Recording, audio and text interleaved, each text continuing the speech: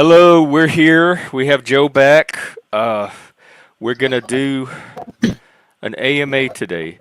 Joe had the idea that certain questions that come up frequently, we can start making short little video responses to them and just archive them and point people there and Yeah, build up a little library. So we're trying to get an idea of what questions are floating out there. So this is your chance to ask us anything you want about ourselves or about our field of interest or expertise. Joe is finance, stocks, other stuff, yeah. IDW.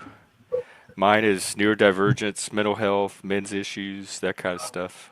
So that's it. That's what we're here for today. In the meantime, we're just going to chat. How has your week been? It's been pretty good. Yesterday I went to that morning discussion on the UNC campus that's hosted by that campus group called Coffee and Current Events. So you get free coffee if Oh, is you're that that there. free speech group you Yeah, were part of? The yeah, same? Okay. yeah. So they've started back up for the semester.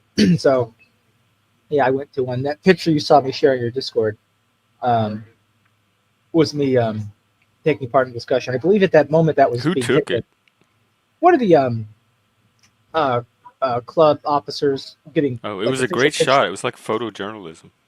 It was good. I was and I didn't even know he was over there at the time it was being taken, but I'm pretty sure that was the moment I was explaining to folks about why they because the topic was the foreign relations strategy between North Korea and the U.S. specifically with regards to what should the U.S. do, and so we were talking a bit about the history of Cold War geopolitics because that directly affects why North Korea is the way it is today.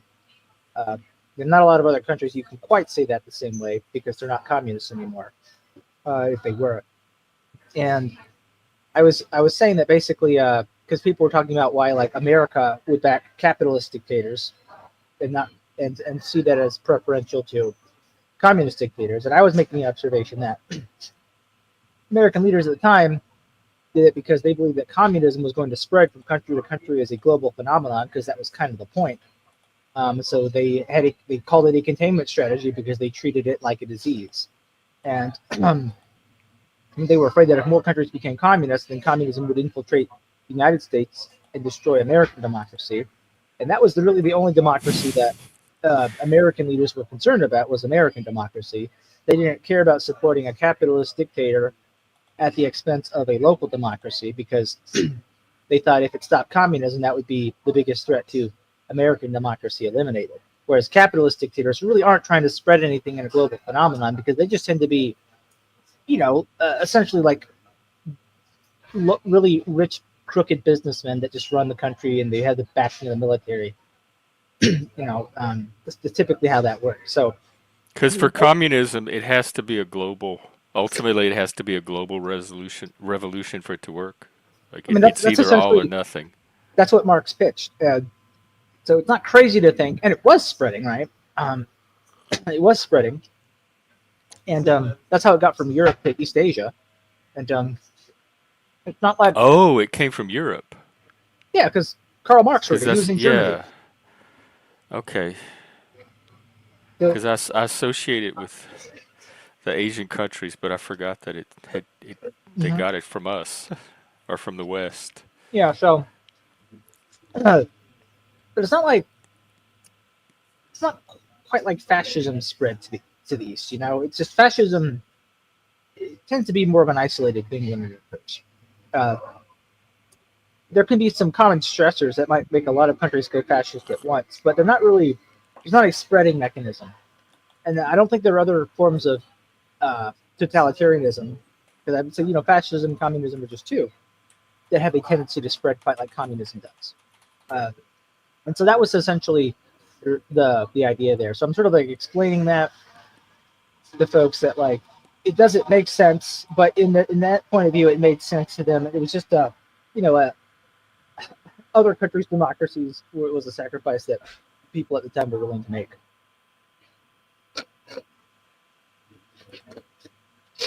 Hey, Mike. Did, oh, of course. Yeah, you would. Well, thank you. It was Mike's actually. I'm wearing it Oh, because it's warm. Um, but we don't have any fascist countries currently, right? We have communist states. um, We have democratic states. We don't have any fascist or totalitarian states, do we? it depends, I guess, on to what extent you think.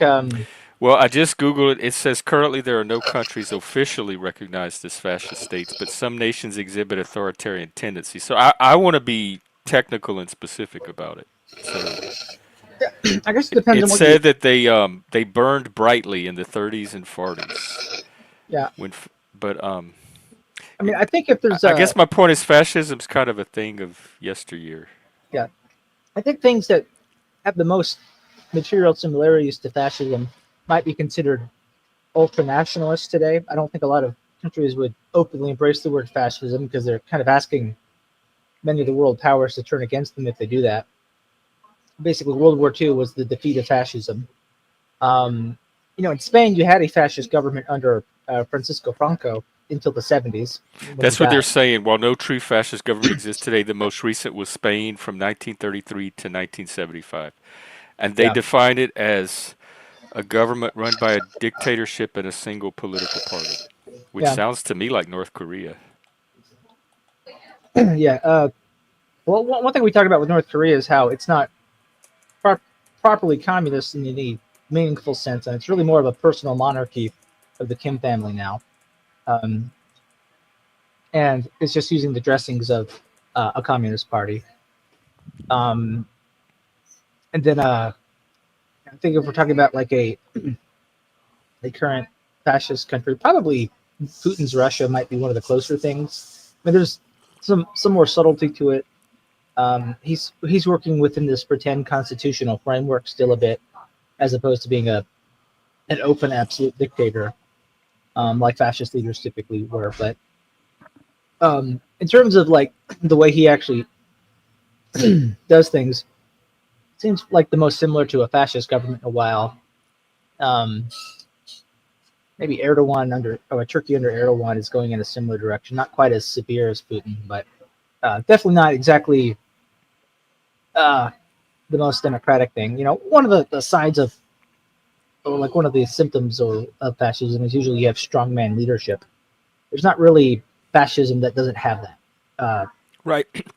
But not all strongman leadership is fascism. That No, like the word gets thrown around so much today that I think actual fascism, if people yeah, limit it to refer to actual fascism, it's not much of a threat. Like I don't think many countries in the world are in danger of becoming Turkey or even Russia.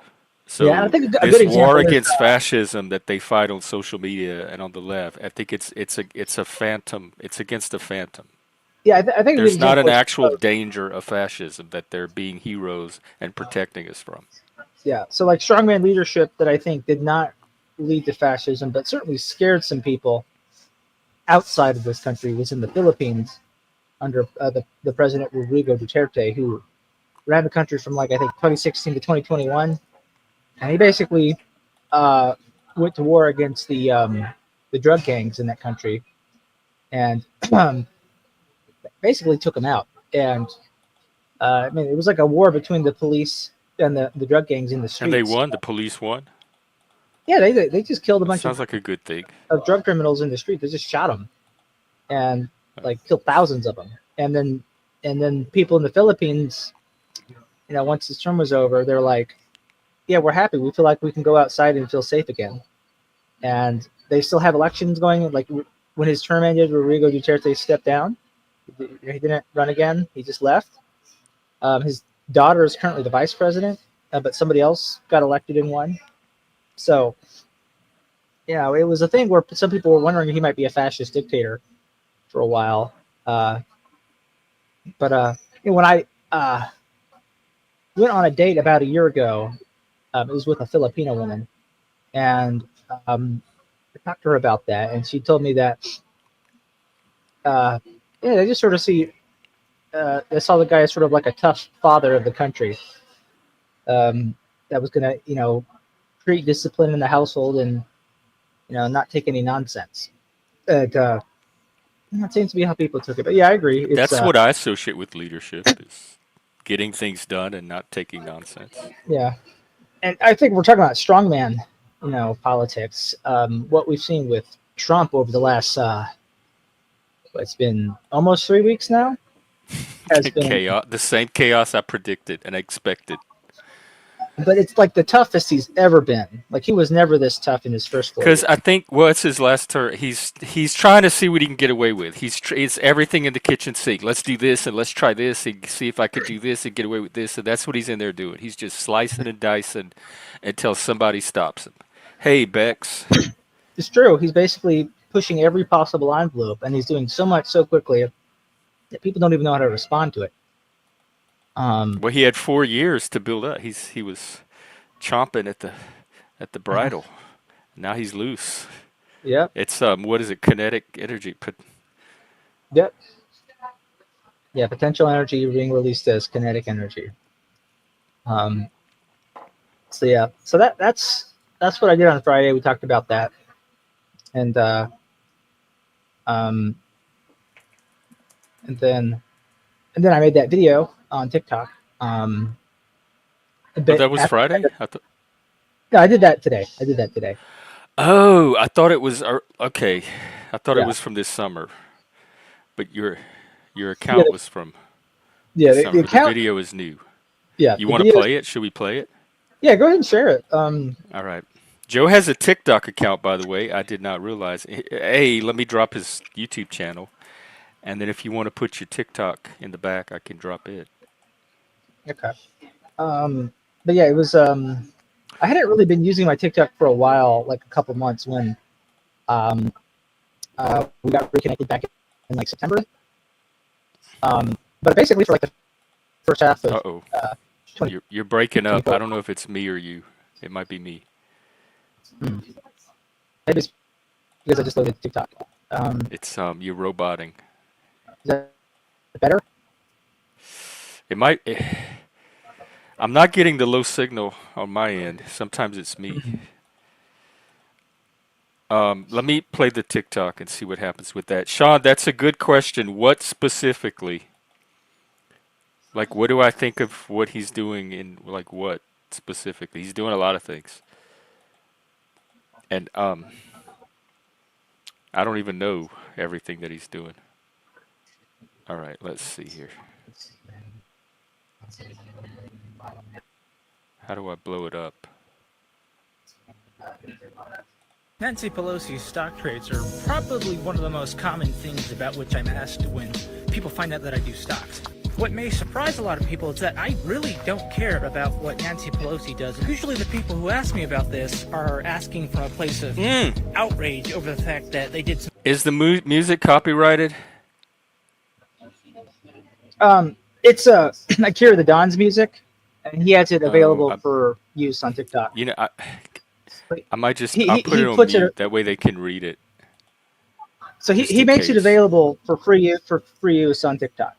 Well, I'll tell YouTube that if I get an email. Yes. I do like the background. The walk. It makes me want to do some streams outside.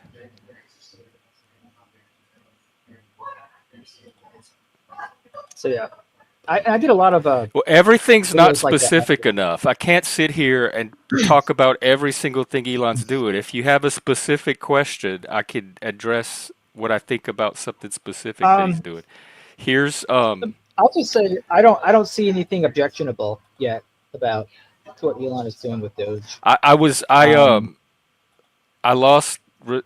a lot of respect for him with that video game, lying about that video game. That did not endear me to him.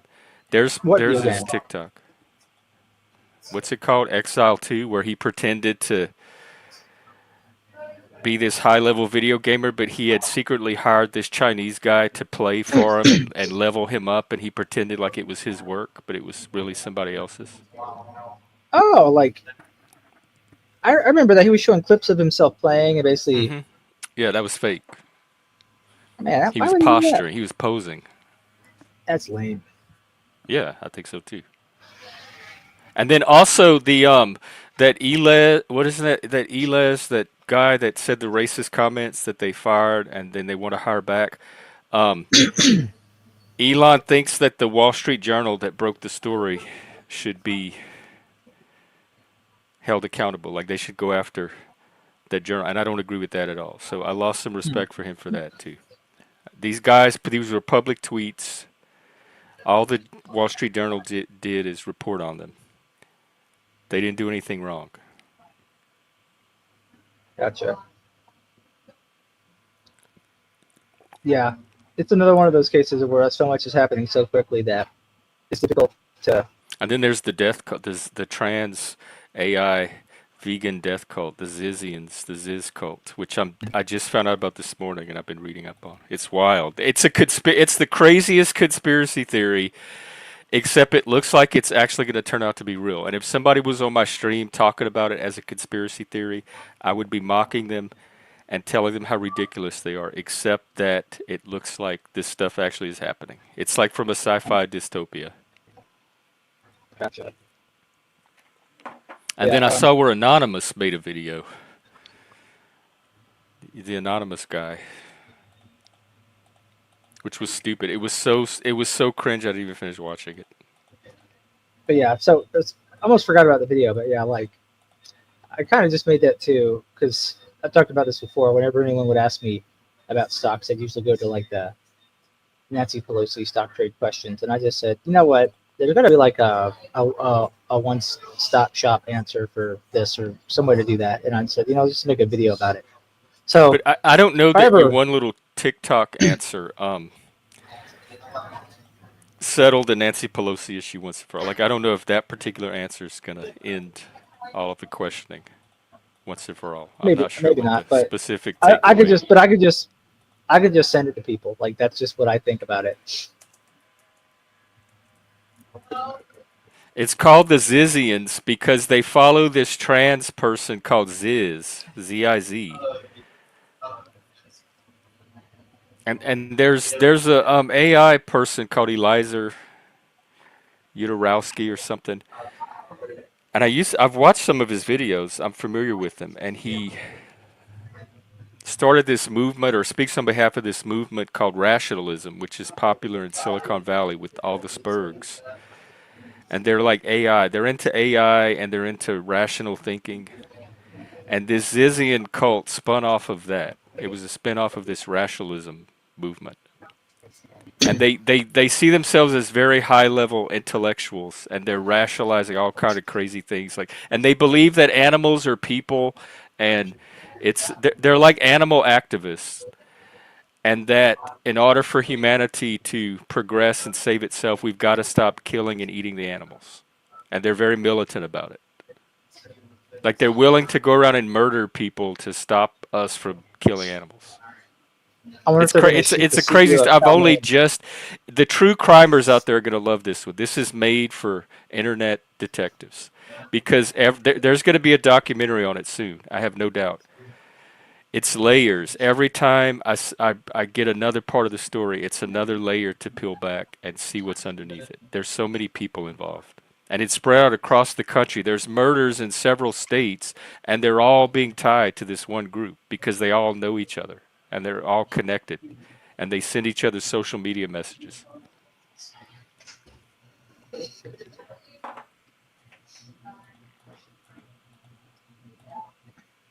So yeah, life is getting interesting. It is. Trump. Yeah. I thought the proposal he made about Gaza was, or I don't even know if it's a proposal so much as he's saying like this is what will happen. But I thought that was absolutely fascinating. I just know Trump. I just know how to take Trump. I can't believe people scrutinize his words and take him like everything out of his mouth seriously. Trump said this. Trump said that. Trump says a lot of shit. Have you not paid attention to Trump?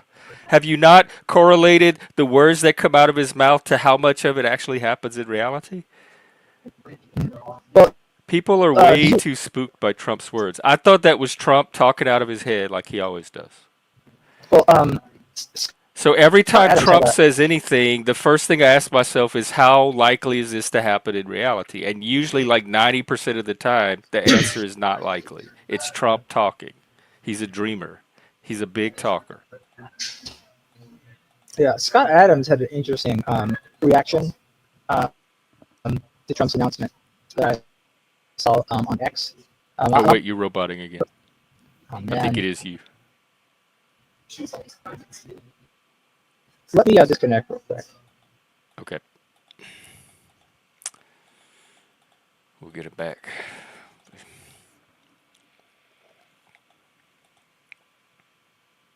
Yeah, Trump is somewhat disconnected from reality. So he says all kind of crazy shit. I do not sit there and hang my sanity and emotional well-being on every word that comes out of Trump's mouth.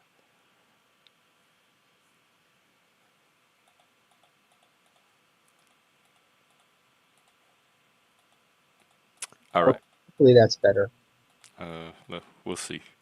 So yeah, I was saying Scott Adams had an interesting reaction to Trump's announcement about Gaza that he made on X. So um, I want to go ahead and read it to folks. So he wrote, Trump's out of nowhere idea of America owning Gaza is so provocative. You could miss how easily he made us think past the sale. I mean, the real sale, not the one you're thinking.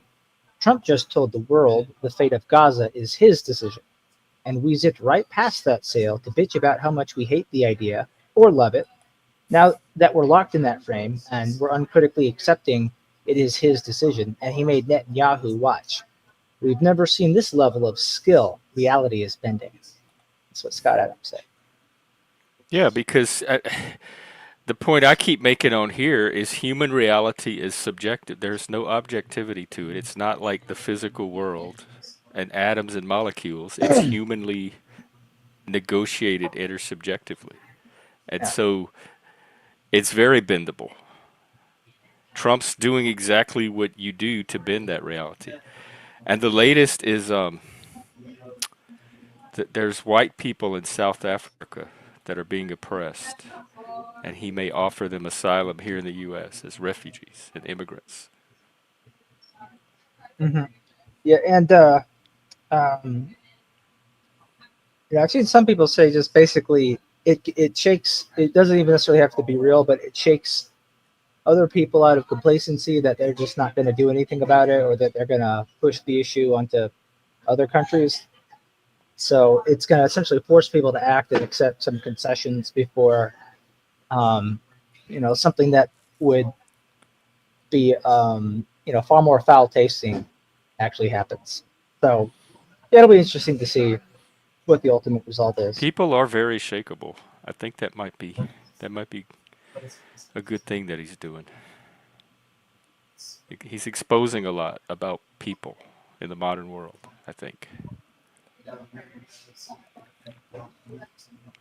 How they think, how they react, what patterns they're locked into currently. He's a chaos agent. Pretty much, and that's what people elected.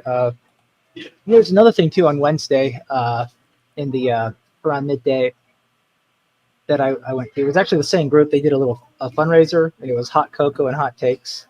And so basically, people could buy a cup of hot cocoa for $1 in like the middle of this commons area in campus on campus, and um, chat with folks.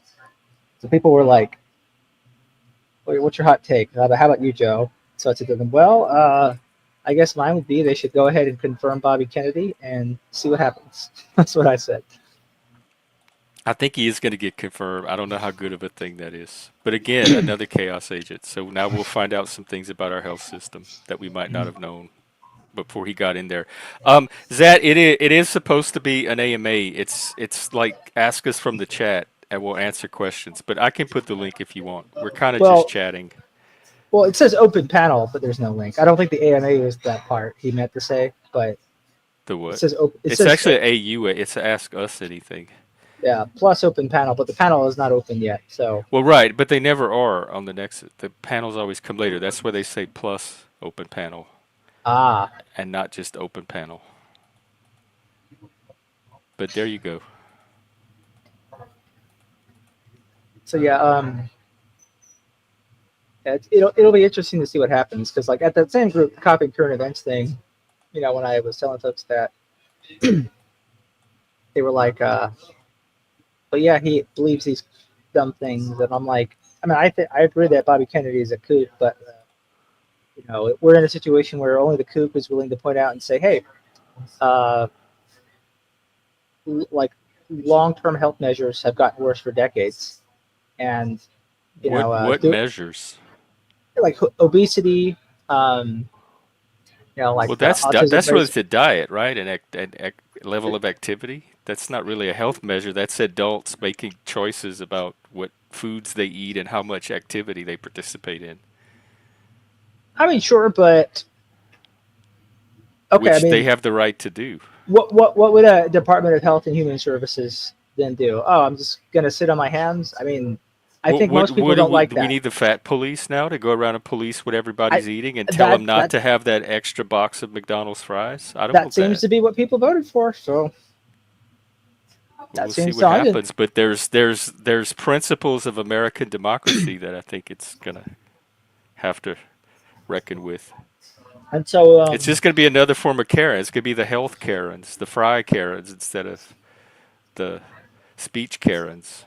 yeah. So that's what I think is Is obesity the big one? Is that the one they're most when they say obesity. health, public health has declined, which is hyperbolic? Are they just talking about people eat a lot of fat food and don't A lot of exercise? they're talking That's a also a very lot about American thing to do. they're talking a lot about like how many people get diagnosed with depression and then get put on you know medicine for depression or other personality Yeah, disorders or whatever. that's also the choice. A lot of that's also choice driven by how they consume Yeah. social media Well, and and I think another not concern that doing he has proper is that self care and how they filter information and develop the is that narratives in their brain. essentially big pharma just hacks Medicare and Medicaid to get the government to pay for their expensive drugs, and then they just get doctors to recommend medicines that are an easy fix. Like one thing he mentioned in the hearing was that he doesn't think that like medicines like Ozempic need to be given to everybody who's overweight.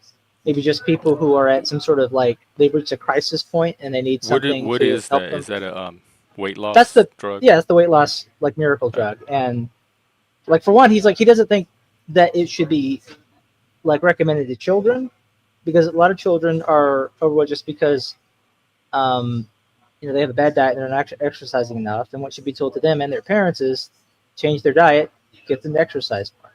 And that there's this for-profit system where basically doctors are a lot of people. You could say a lot of it's choices, but a lot of it's choices people make on the advice of doctors who are influenced by a for-profit system. And I think that's the thing Bobby Kennedy. influenced by, but not controlled.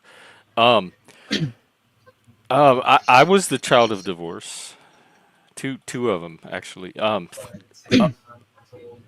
Most people I know, if there's a pill that can take their symptom away, they're going to want that over any other form of treatment. So it's not even just evil scientists in laboratories sitting around thinking how many pills can we create. Consumer demand is driving the medical industry just as much as big pharma. Because if a doctor says, "Oh, I can give you a pill to make that go away," nobody's going to say no. That's what they're hoping. That's the ideal cure for physical ailments. If the doctor says there's no pill, you have to do this big complex treatment and you have to have the discipline to manage it with this regime, they're gonna prefer a pill to that. So it's not like pills are being foisted on the innocent public who doesn't want the pills in the first place. That's the ideal of medicine is to find a cure and it's usually in the form of a pill that makes the thing go away. Yeah, I think the problem is that it becomes a public issue when like Medicare and Medicaid are getting hijacked to fund that and needlessly expensive treatment when they're cheaper and all likely there are side effects, there are trade-offs to getting pills, like they have other effects on the body. It's not just a free weight loss thing. um, and if you want more details you can listen to Bobby in the hearing, but his I don't point want is to that it doesn't listen have to to be. hang on real quick. We have Allied Master Computer maybe in the back that wants to come on. I Okay. think I'm familiar with them. Allied, can you flash your cam and so I can make sure you're a real human and not a troll? All right, I got you. I'll bring you on with the. All right, welcome. What's up? Yo, what's up, man? Hey, you're not gonna troll or porn bomb or anything. No, dude, I'm good. I'm All chilling. right. Well, We, welcome. what are we talking about? What's popping? Kind of politics and the first few weeks of Trump, and right now we're talking about Bobby Kennedy and the health issues with America. Yeah, I'm really worried about that, man. With all the vaccines and stuff, I want to keep those in place. I don't like that he's like anti-vax. Yeah, I think he seems extreme to me. What little I know about him, so we'll find out how resilient our health system is. But also, Joe was telling me about actual issues that might exist with like Medicaid funding. Yeah, the only, I mean, I, he was talking about psychedelics and stuff. I thought that was pretty cool, but I don't really. I just don't think he's. Other than that, like, I mean, if he takes like a positive stance on that, that'd kind of be cool. But I don't think it's a state by state issue. So like putting him into place for that reason would be kind of stupid. But I just think he's. I don't think he's. I don't think he's qualified. But you know. Yeah. Well, I guess it's going to be one of those we'll see what happens things. Because judging from the last Trump administration, most people that get appointed don't last very long in their positions anyway. Yeah. I And don't I know. saw where Steve Bannon just came out against Elon, like Yeah, I opposing think Elon. there's a bill against for like trying to stop like Elon or whatever. That's in Stop like him from what? just like doing what he's doing, like from access to the treasury or something. I forgot the Oh, name. yeah. Yeah. I don't even know what that's about. I saw one judge declined to block him, and then some other judge went ahead and blocked him. So I don't even know what they're trying to do with the Treasury. Yeah. I don't know, man. I think I'm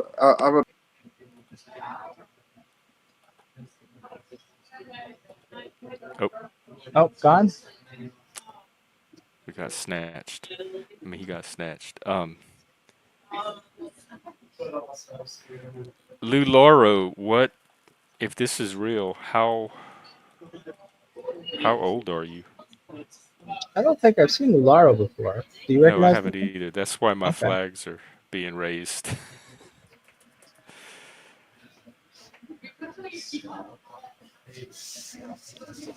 But we'll see if Allied comes back. Um, I think I when it happened to me. Well, the first one it happened, I don't even remember it. I was so young.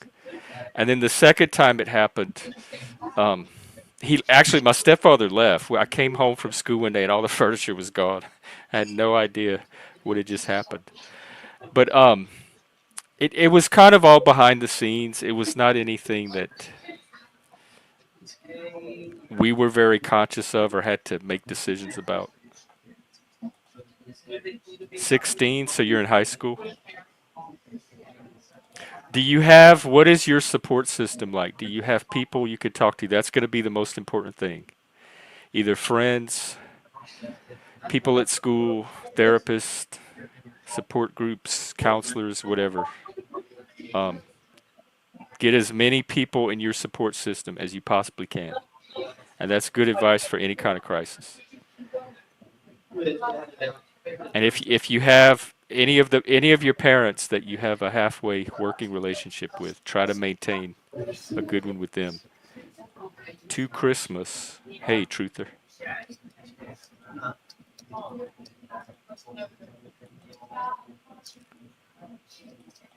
Well, I hope we get Allied back. He seemed like an interesting cat.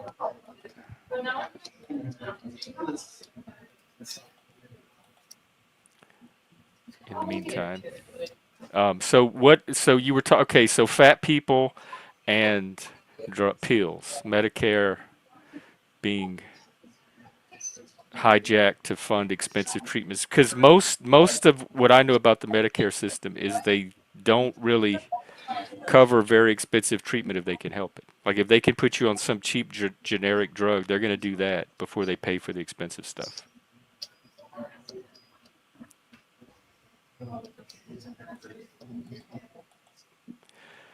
No, Lou Lauro, that doesn't sound like a good option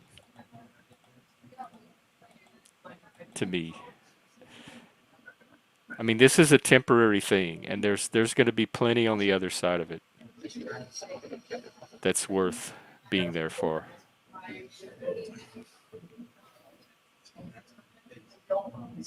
And do you have siblings? Or is it just you?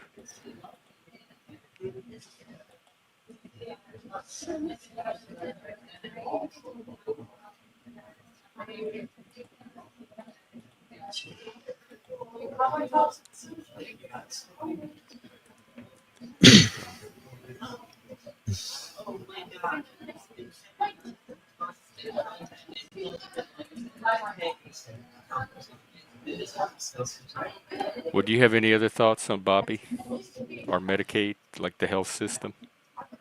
Well, I was just saying, like, that's sort of like what I see the issue to be about, essentially what was the mandate under which he was elected, and, why anyone I think who cares about health and human services, um, would probably be better off just letting him be confirmed, because, um, if long-term health outcomes across the country just get worse every year, anyone in charge of health and human services would rightly be worried about that. But it doesn't seem like many have been up to this point, at least not to the point that they would do anything meaningful or decisive about it. So it seems like Bobby would be. It makes more sense for him to be in charge of it. Similar with like Tulsi, taking abuses in American intelligence gathering and practices more seriously. So, I mean, that's kind of like I think what the team that got behind Trump and what helped him win the popular vote this time is people saw more of that in his administration this time than the first time. Saw more of what? Did I say that again? They saw more of what? So more of uh, um, getting rid of a broken system and actually maybe trying to replace it with something that works. Um, so not just a wrecking ball, but like some actual sense of like, this is what good intelligence looks like, or this is what a good long-term health outcomes would look like, and trying to steer the ship in that direction. At least it seems like we're getting a look inside of the systems for once, because Yeah. a lot of the way they were working in reality is coming out. Hey, Alicia, you too. I hope you're doing well as well. Yeah, I think we're going to find out some things maybe that we didn't know. Some transparency, Mhm. getting some sunlight, some daylight in there. Yeah. So, um, yeah, that stuff will be interesting to watch unfold. Um, and if it doesn't work out, that's no big deal either, because maybe at that point America is just kind of doomed to fail. What do you mean doomed to? We're not going to fail. Doomed to fail I in mean, what way? Like, I just mean like it may never be the case that any leader who both wants good things and is capable of making them happen gets in a position to do so. That American people simply may not have it in themselves through the way they cast their votes to shape a government like that. In which case, that is what it is. I mean, we have before. We've always kind of been. We're governed by the people anyway. Maybe Well, yeah, America's done that that's what this before. looks like. Um, it's an open question of if America will always be like that. The American people today aren't the American people of the past. So, But do you think there's still something distinctly American about the principles that we espouse and vote within, like the paradigm that we vote within? um, I don't know about that because a lot has happened to change society with the introduction of the internet. People just behave differently in ways that they didn't before, and so yeah, you got to wonder how much it actually changes things because Like less American? Are we um, globalizing? I don't know if it's We globalization, but it's just c- simply Are you talking about the erosion of the American identity, whatever that is? And we have David Hill in the back trying to come on. David, I'm going to need you to flash your camera Well, it's so I kind of can like I see said that you're a before person. about how, like, people don't have small towns and local communities that bind them together to the same degree that was in the past. And so, things happen more on the internet now, and people tend to not have careers but gigs that at the longest are 5-year commitments. People But do move you around a think lot there's more. something like some kind of American values that are transcendent of all of that? That's not dependent on those kind of, to me, surface things like free speech and self sovereignty and I Oh, don't I know. mean, We got 2A, 1A, that kind of well, stuff. I don't know to what extent Americans are really committed to free speech anymore. It seems to me like it's um, the weakest it's ever been in the history of the country, um, That and is the what? the weakest it's ever been. A lot of Americans clearly don't value or respect it. Um, and it's not necessarily just Democrats who are trying to cover up like discussions about COVID, but I mean, even among some Republicans, I don't really feel like I see a serious commitment to free speech. Um, and so, I mean, in general, I just don't see a, a lot of people very interested in what other people have to say. Really, they just care about their own ability to say things. And Well, yeah, but that's not free speech is not says nothing about how interested you are in other people's speech. well, I think if you care about free speech as a value, it does, because then you'd be willing to step up for folks. I don't think people are really willing to step up for other people's free speech that gets attacked. They really only want to I make sure step their own up free for it all speech. the time, even speech I'm not interested in. That's why I don't connect the two. Like So I defend someone's right to say what they want to say, even if I'm interested in it or not. yeah, I think the Oftentimes I'm fact not, that and I'm still going to defend it. like echo chambers have formed have shown that whatever free speech is supposed to do in terms of assisting communication and mutual understanding, that's not occurring. So even if it continues to exist, the phenomenon that is free speech is very bizarre right now. Um, it functions in an odd way, and so I don't know what to make of that. But that just doesn't sound like the idea of free speech, that you How do initially you heard. see it functioning? Because as a free speech advocate, and it's one of my primary values, maybe my top value, I feel like it's the same free speech I've always had. Like I haven't noticed that mine's been. I've seen people try to curtail it, but Well, not I think very so. successfully. No, like Here's I one of the still say whatever I want when I want to whoever I want, and nobody really tries to stop me. here's one thing that's really like odd that just it I don't think it was a thing that really existed before, because I think you need something like the internet for this to happen. But it's like that whole debate culture that's formed online. And a lot of people just approach conversations like with prepared arguments. Then they usually try to shoehorn people into a certain position, and so they can bait them in the responses that will make them look smart. They usually respond to things by focusing on the most negative part of what someone said, and they'll pounce on that and they'll nitpick it. And it's just it's as I think there's just this listening portion of it that's missing, where you sort of take in what someone says and try to understand it, and But that is just was that ever part of free speech? well, I would just say if people aren't if there's really no good reason to think that people will listen to what you say and take it in, what value is there to free speech? Are you just shouting off a mountain at that point? I mean, who cares about that? Well, you don't know, especially in the internet age, you don't know where your speech is going. Like, I don't know who watches my videos. I sit on here and talk all day about things that are important to me, and no person may ever see them, but I don't know. At least I've put it out there. That's the important part is I got to express it. It doesn't guarantee anybody's right to listen to it or even say that people have to be interested or that you're guaranteed an audience for it. It's about the creating the space for you to express it and get it out of you. Yeah, so I think there's the way communication works. I Even if people will, that free speech will continue to exist in the United States, I don't think it's going to have the same role that it did before in terms of informing people better. It might actually have the role of I don't know if inciting I've behavior never better. made the assumption that it's had that role ever. Okay. It sounds like you're conflating free speech and communication. Well, to me, I mean, I don't know how you care about free speech unless communication is important. But let's just hypothetically say there are people that care about speech, but not necessarily the communication part of it. They care about people's right to say what they want to say without that somebody coming and interfering with that. Whether there's somebody listening to it, whether they're communicating successfully, any of that stuff. Just the act of being able to engage in the speech, separate from any other considerations. That's what I consider free speech.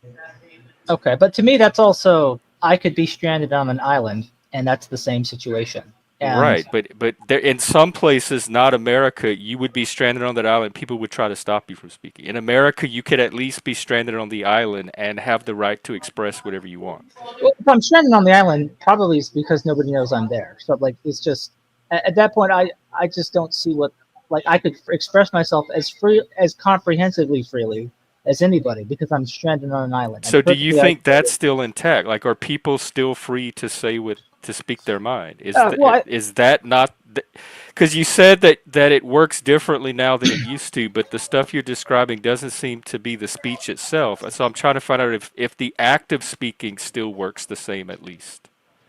well, I think one thing that's different is because of the internet. If you say something that's unpopular, it can get blown up, and then you can be put out of a job, and not just that job, but any other job. So And but that's still the consequences of speech, but not the speech yeah, itself. yeah, but that was a well, I mean, And it's even all in the part of the past, people could say unpopular things and get but you could ostracized. be Hey, Kitty and you could Helena. be misquoted, and within less than 24 hours, how you are misquoted is global, and that's just what everyone accepts as true at that point. And that's like that wasn't really a thing even a few decades ago.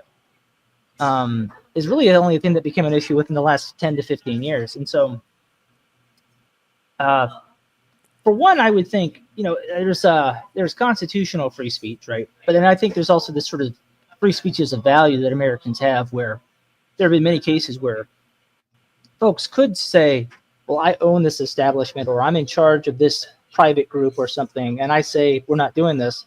But in many cases, people have erred away from saying that because they have this general respect for free speech and free expression that they just think comes with being an American.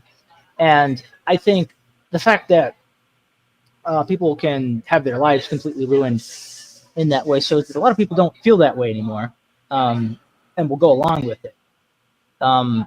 That Go along with what? like essentially like a cancellation. Like Oh, one thing you say, even something that is heavily misquoted or exaggerated, can be held against you to the point that your life is ruined. And then the excuse is like technically the government didn't do it. Of course, then some of the the Twitter files and such show that the government does pressure private companies to do things a lot as well, and they basically outsource the infringement of free speech to private companies so that they don't technically get caught doing it. And so there's just there's been like a lot of these exploits and outs that have developed as well.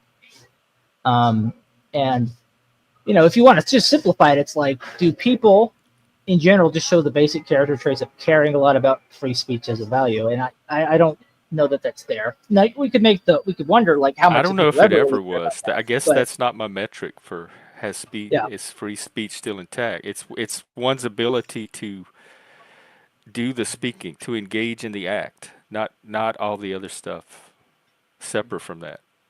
And yeah, that seems to still be intact. Like when I say that can still say whatever is on my mind, just like I could 30, 40 years ago. well, I'll point this out as well. Elon Musk was saying in interviews that he was not sure how he would fare if Trump didn't win the election. Right? He seemed to be opining, and I don't think he was really trolling. I think he's like, there's a possibility I could go to prison, that they could throw some sort of phony charge against me. I know Um, the EU, like Europe, was trying to right, and so drum up I, something against I him. when I say that like like that's a real concern. Like someone like Elon was concerned about that, and it took him committing a lot of his own personal wealth to acquiring one of the biggest internet platforms to try and turn that around.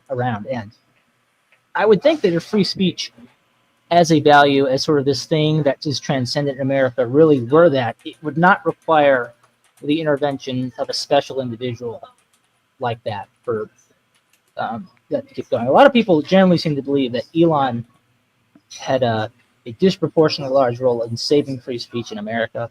I guess we'll see if that's the case. But I think That the fact never that crossed. I never felt. That's my whole point. Is I never felt like my speech was in jeopardy to begin with. It seems like that's still intact. That's still a thing here in America. And you're saying that you've noticed an erosion of it, or that it's changing, or that that value is not as strong as it used to be. So when I hear that, I tap into my own experience and I say, okay, let me check in with my experience of it and see if that and it doesn't. Like nobody tries to stop me from speaking on a state level. Like I don't have the cops coming to my house because of a tweet. I don't have anybody coming to my house because of something I say on YouTube. So I still seem to be able to say what I want to say openly without interference.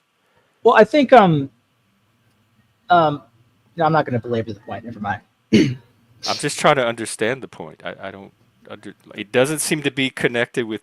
We might be talking past each other because it doesn't seem like you're addressing the point I'm trying to make, and I'm not understanding the point you're trying to make because Well, I'm trying to relate it to the point I'm trying to make, and I'm not seeing the connection. So the point I'm making is I'm not talking about just First Amendment. What does the government involved or not? I'm not just talking about that. I'm talking about it as just a general American value that doesn't always depend on whether or not the Constitution strictly says it applies in this case. But And like, the value being people's ability to say what they want to say.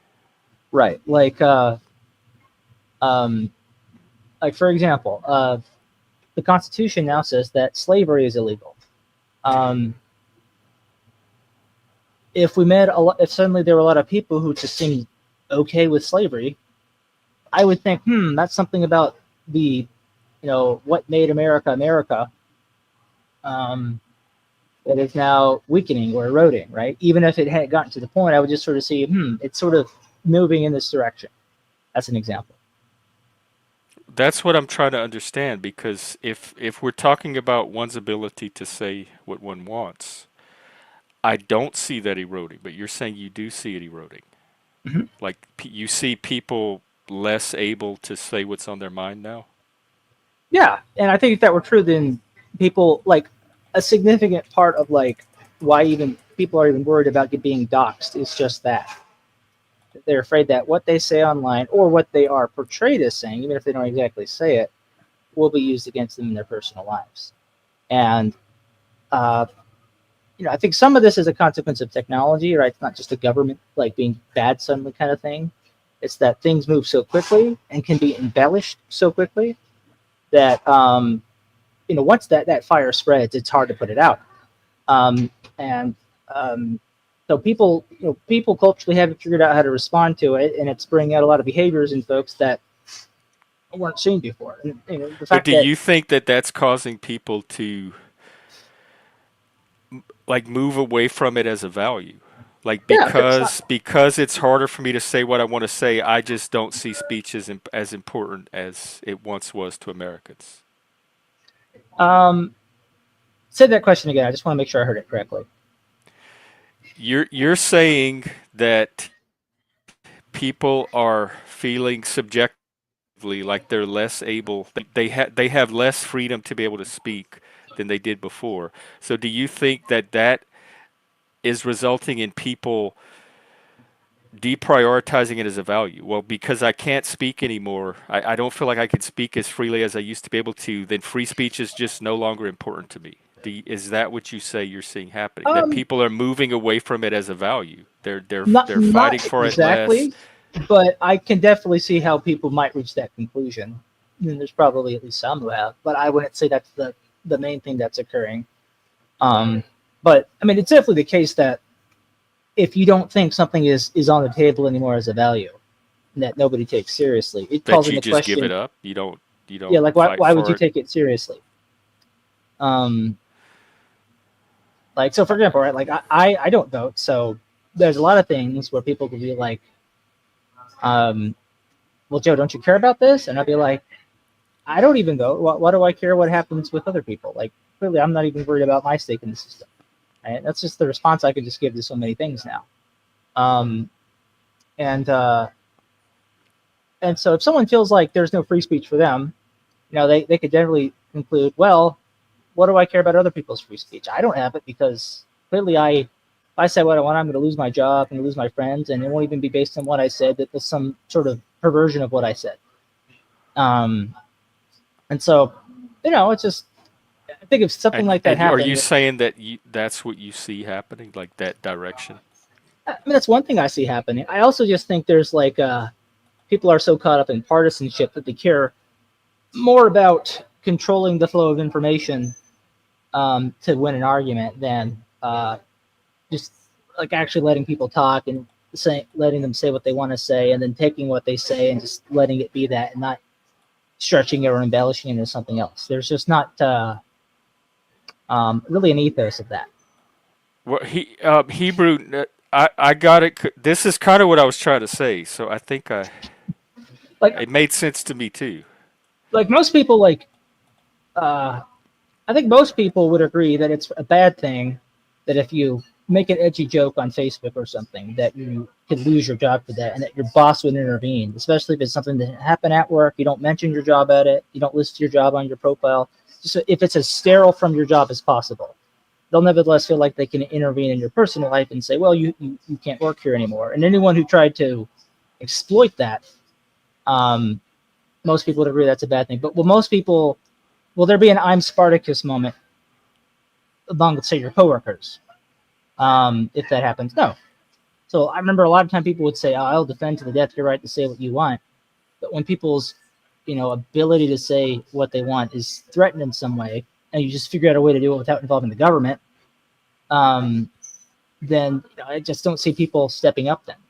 And to me, like if people really care about a right, whatever it may be, there's going to be an I'm Spartacus moment, right? Where they literally stand up and say, I'm Spartacus, and you're willing to go down with that person. That's what that means, to say that you really care about it and that you're willing to stand behind it. And if not, then you don't really care about it in any meaningful sense. You like the idea of free speech. Who doesn't like the idea of rights? Who doesn't like the idea of anything that's a freedom or some sort of something you don't have to work for, or just it's an extra topping on the ice cream. But you don't really support something unless you have skin in the game. Well, I think as Americans, we all have skin in the game when it comes to free speech, because that's what I'm trying to figure out. Is it still a core American value or not? And I go out of my way to find communities where it still is a value, so I don't really have a perspective. Is that why Like you so liked my T-shirt, Jeff? what? Is that why you liked my T-shirt in that picture? Captain America? Is that who it Yeah, was? that's what it Oh, was, a Captain America shirt. Yeah, you said you liked it. You yeah, made I a did point of like it. saying that. What did you like about it? I just thought it would look cool. Why do you think it looks cool? And just there's no accounting for taste. It Okay. makes my brain happy to look at. Is there anything in particular about Captain America that you think No, is I didn't even implied? No? associate it with Captain America because I don't know Okay. my superheroes. Okay, gotcha. It was a cool shirt with it. The colors look cool, the symbol, all that. It just looked cool. It didn't I have think any that associations with it. I think Moose makes a good point. Why be afraid? Stand for what's true and right, and accept the consequences accordingly. I agree with him there. You have to be willing to say, "I'm Spartacus." Um, Like if I'm in groups that are fucking with my speech, I don't stay around in those groups. So I already self-select out of those groups. So I'm surrounded by people that do still support free speech, but I intentionally go out of my way to make that my reality. And mhm, so I don't have, because of that, there's enough spaces where I still have free speech that it doesn't seem like it's eroding or under a threat. But mhm. I may not be looking what you're looking at either. Um, Maybe I'm in a bubble, a free speech bubble, which we still have in America. I guess that's yeah. my point. Is it still there? But is it eroding in the larger public square? That's what I don't know because I only stay in the free speech zones. Mhm. Hey, Helena, welcome. Hey, how are you? Oh, pretty good. Mhm. What's That's going on good. with you? How Or about do you have any thoughts on free speech or anything else? It's an AMA, so hi, if you want to ask us anything, yeah. hi, Mr. Accord. Hey, Yeah, one of your mods just called me an idiot. Well, oh, I forgot he's not Laws. I'm gonna have to take your wrench away. In fact, I Yeah, might do that. I yeah. didn't realize. I forgot I had made him a mod. That's not a good look. Yes, yes. All right, I'm gonna do that right But now. no, I don't know. Um, yeah, I don't know. So you guys were I don't know. I'm not sure But what position. I support his freedom to say that. So I'm defending his free speech, but I am taking his wrench away. There's consequences to that kind of speech. Yeah, it really wasn't necessary, and I've never done that. I've worked in publishing. I was a reporter. I taught writing, and I was a copy editor. Okay, never did I call anybody an idiot Did you in come any across context. any free speech issues in that line of work? It seems like you might have. No, you just have to worry about libel and slander. Okay. So mhm. if you're going to call somebody something or you're going to accuse somebody of something, um, and it's not true, then there may be consequences for it, but that's understandable. And to be honest with you, libel is really hard to prove in court, because I had communication law. And no, the only thing now, the thing about free speech now, it's that it's curated. Okay, so online speech is curated and they can say what they want, but it's curated. Print speech, I don't know. I think a lot of the legacy media, they're captured. Okay, so a lot of things they're not saying, they could say, but they're not. Uh, however, abo- uh, beyond all that, we still have free speech. It seems like we do. Like Yeah, it seems seems like like I it. can create a blog and write what I want on it, or start a Yeah, YouTube channel and say what I want within the the toss. yeah. Actually, have you ever thought about starting a Substack? I have a Substack actually. I have a Oh, you do? couple of Oh, okay. yeah. I'm sorry. Okay. I'm not a writer. That's the problem. I'm a talker, not a writer. But I have a Uh-huh. couple of articles on there that I got the AI to help me with. Right. Yeah, okay.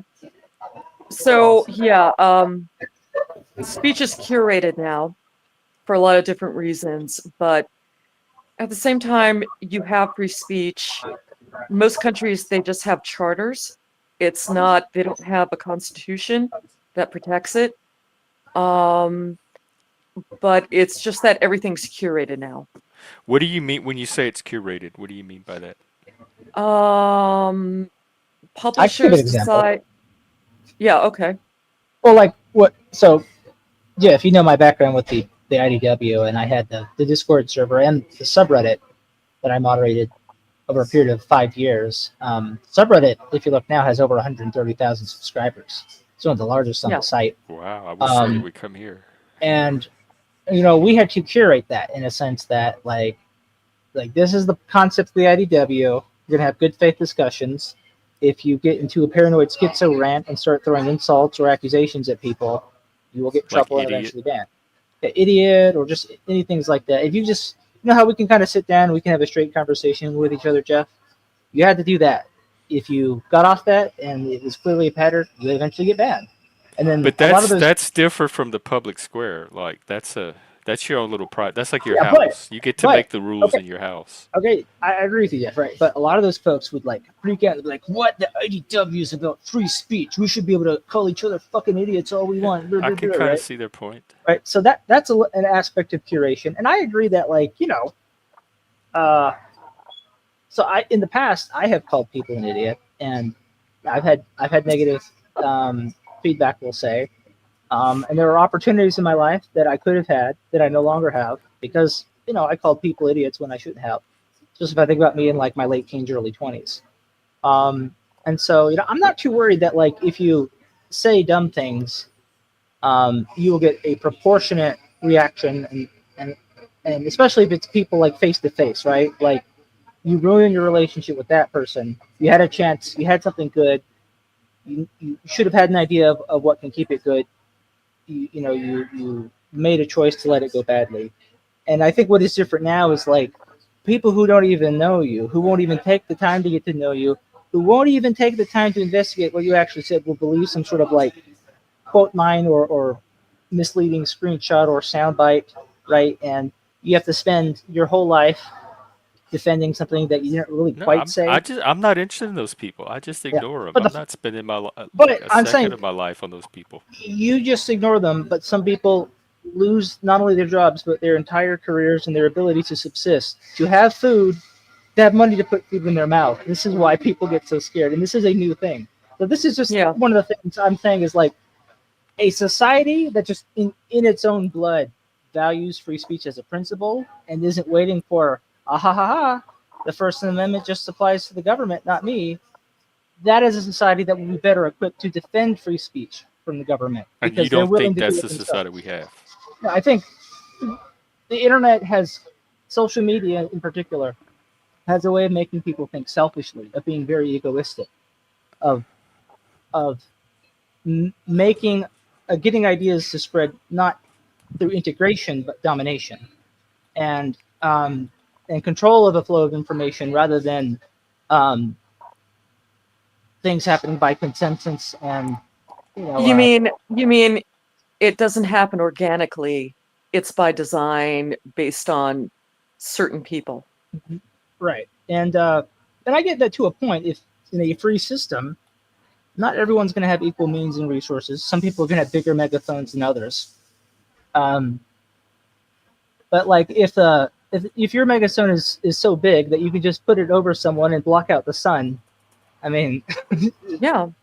you kind of wonder, well, what's the point of free speech now? Like if it takes on this weird shape that it's just this, how free do we feel if the size of your speech in some ways can be large enough that you basically don't have speech anymore? Like these are questions we actually have to tackle or wrestle with today. I'm That very was not lost the case. because I see free speech as a very specific thing, which I try to define as the ability to say what you want, what's on your mind, unimpeded. And all this other stuff you talk about seems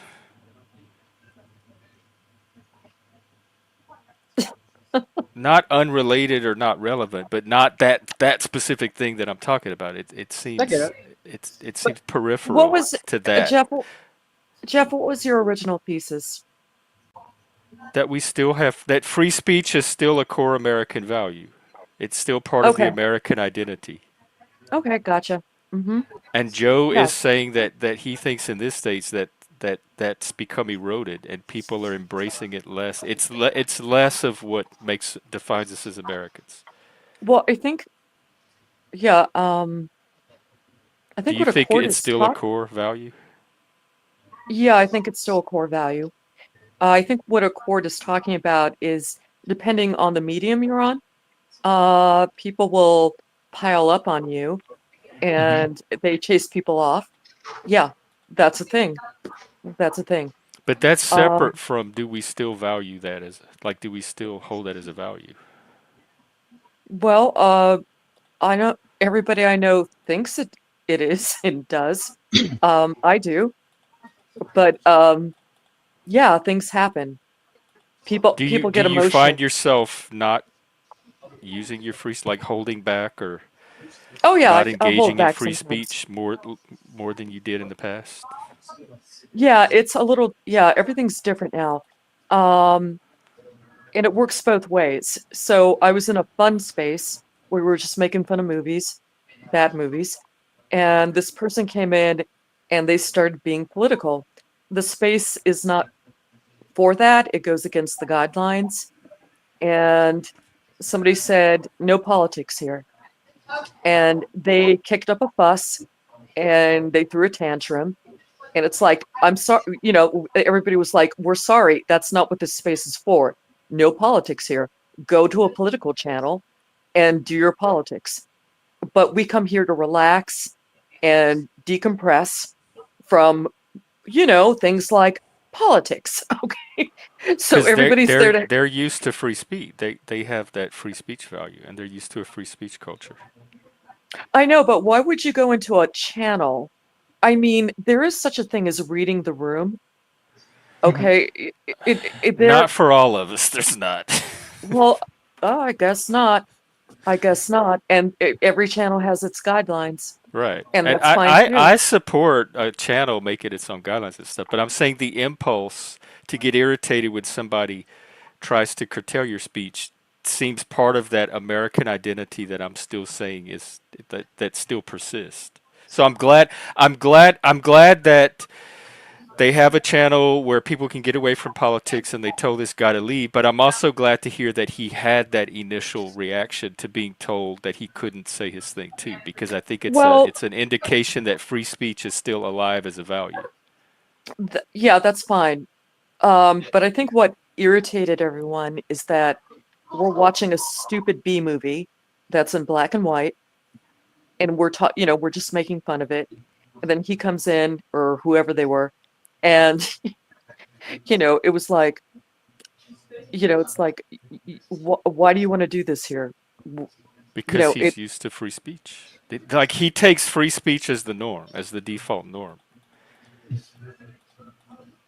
yeah. I lost my second point. Sorry.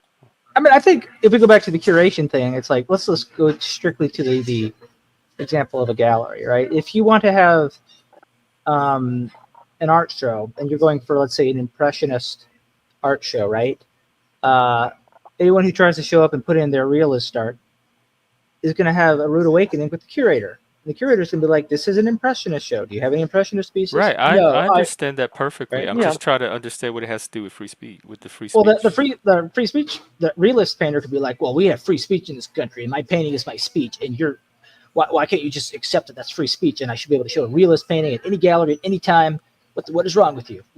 They could be an intentionally difficult person like But that." I think that impulse, that reaction is correct coming from a free speech culture. He has to adapt to that specific environment. But I think the expectation that got thwarted, like, oh, I thought I was in a place where I could show my realist art because it's free speech, is the impulse that's underneath the reaction, I think is the correct one for Well, is somebody that is the natural, that is the normal impulse if you were raised in a free speech culture. When somebody tells you no, you can't use your speech, you have a very negative, hostile reaction to being told that so I think because you there's were truth to raised in that. a free speech culture and that value is embedded in you. I think there's some truth to that, Jeff.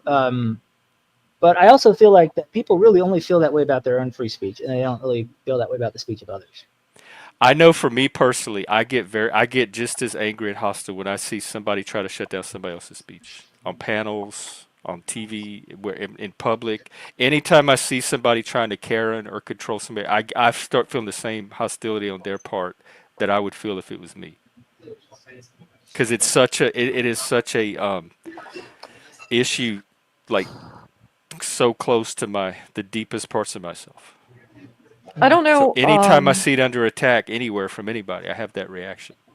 But I might not be the norm. That's what I'm trying to figure out. Like to me, that was the American norm. But you may be right. It is no longer because people are less and less feeling that when they see it happen to other people. No, they're less tolerant to different opinions, and that's it.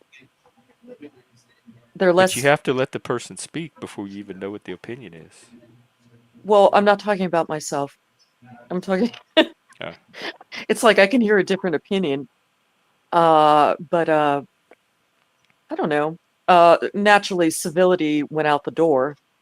That went out the door. It's like they well, go straight civility is to. subjective too, and It's cultural, not and that probably even subjective. class based. Oh, I don't know about that. Look, you don't have to go straight to, oh, I don't agree with you. Oh, you're a Nazi, you're a fascist, you're a this phobe, you're that. It's like, what the hell are you talking about? I'm just talking over here. And that's not necessary. That is some weird reactionary shit because you can't stand that somebody isn't exactly on your wavelength which may be flawed because I don't even know you. I don't even know you. I don't know what kind of research you did on whatever. And I said something different, and you're like, you have to attack my character. Relax, you know? I mean, to go straight to fascist, what the fuck? Can you define fascism? Usually they can't.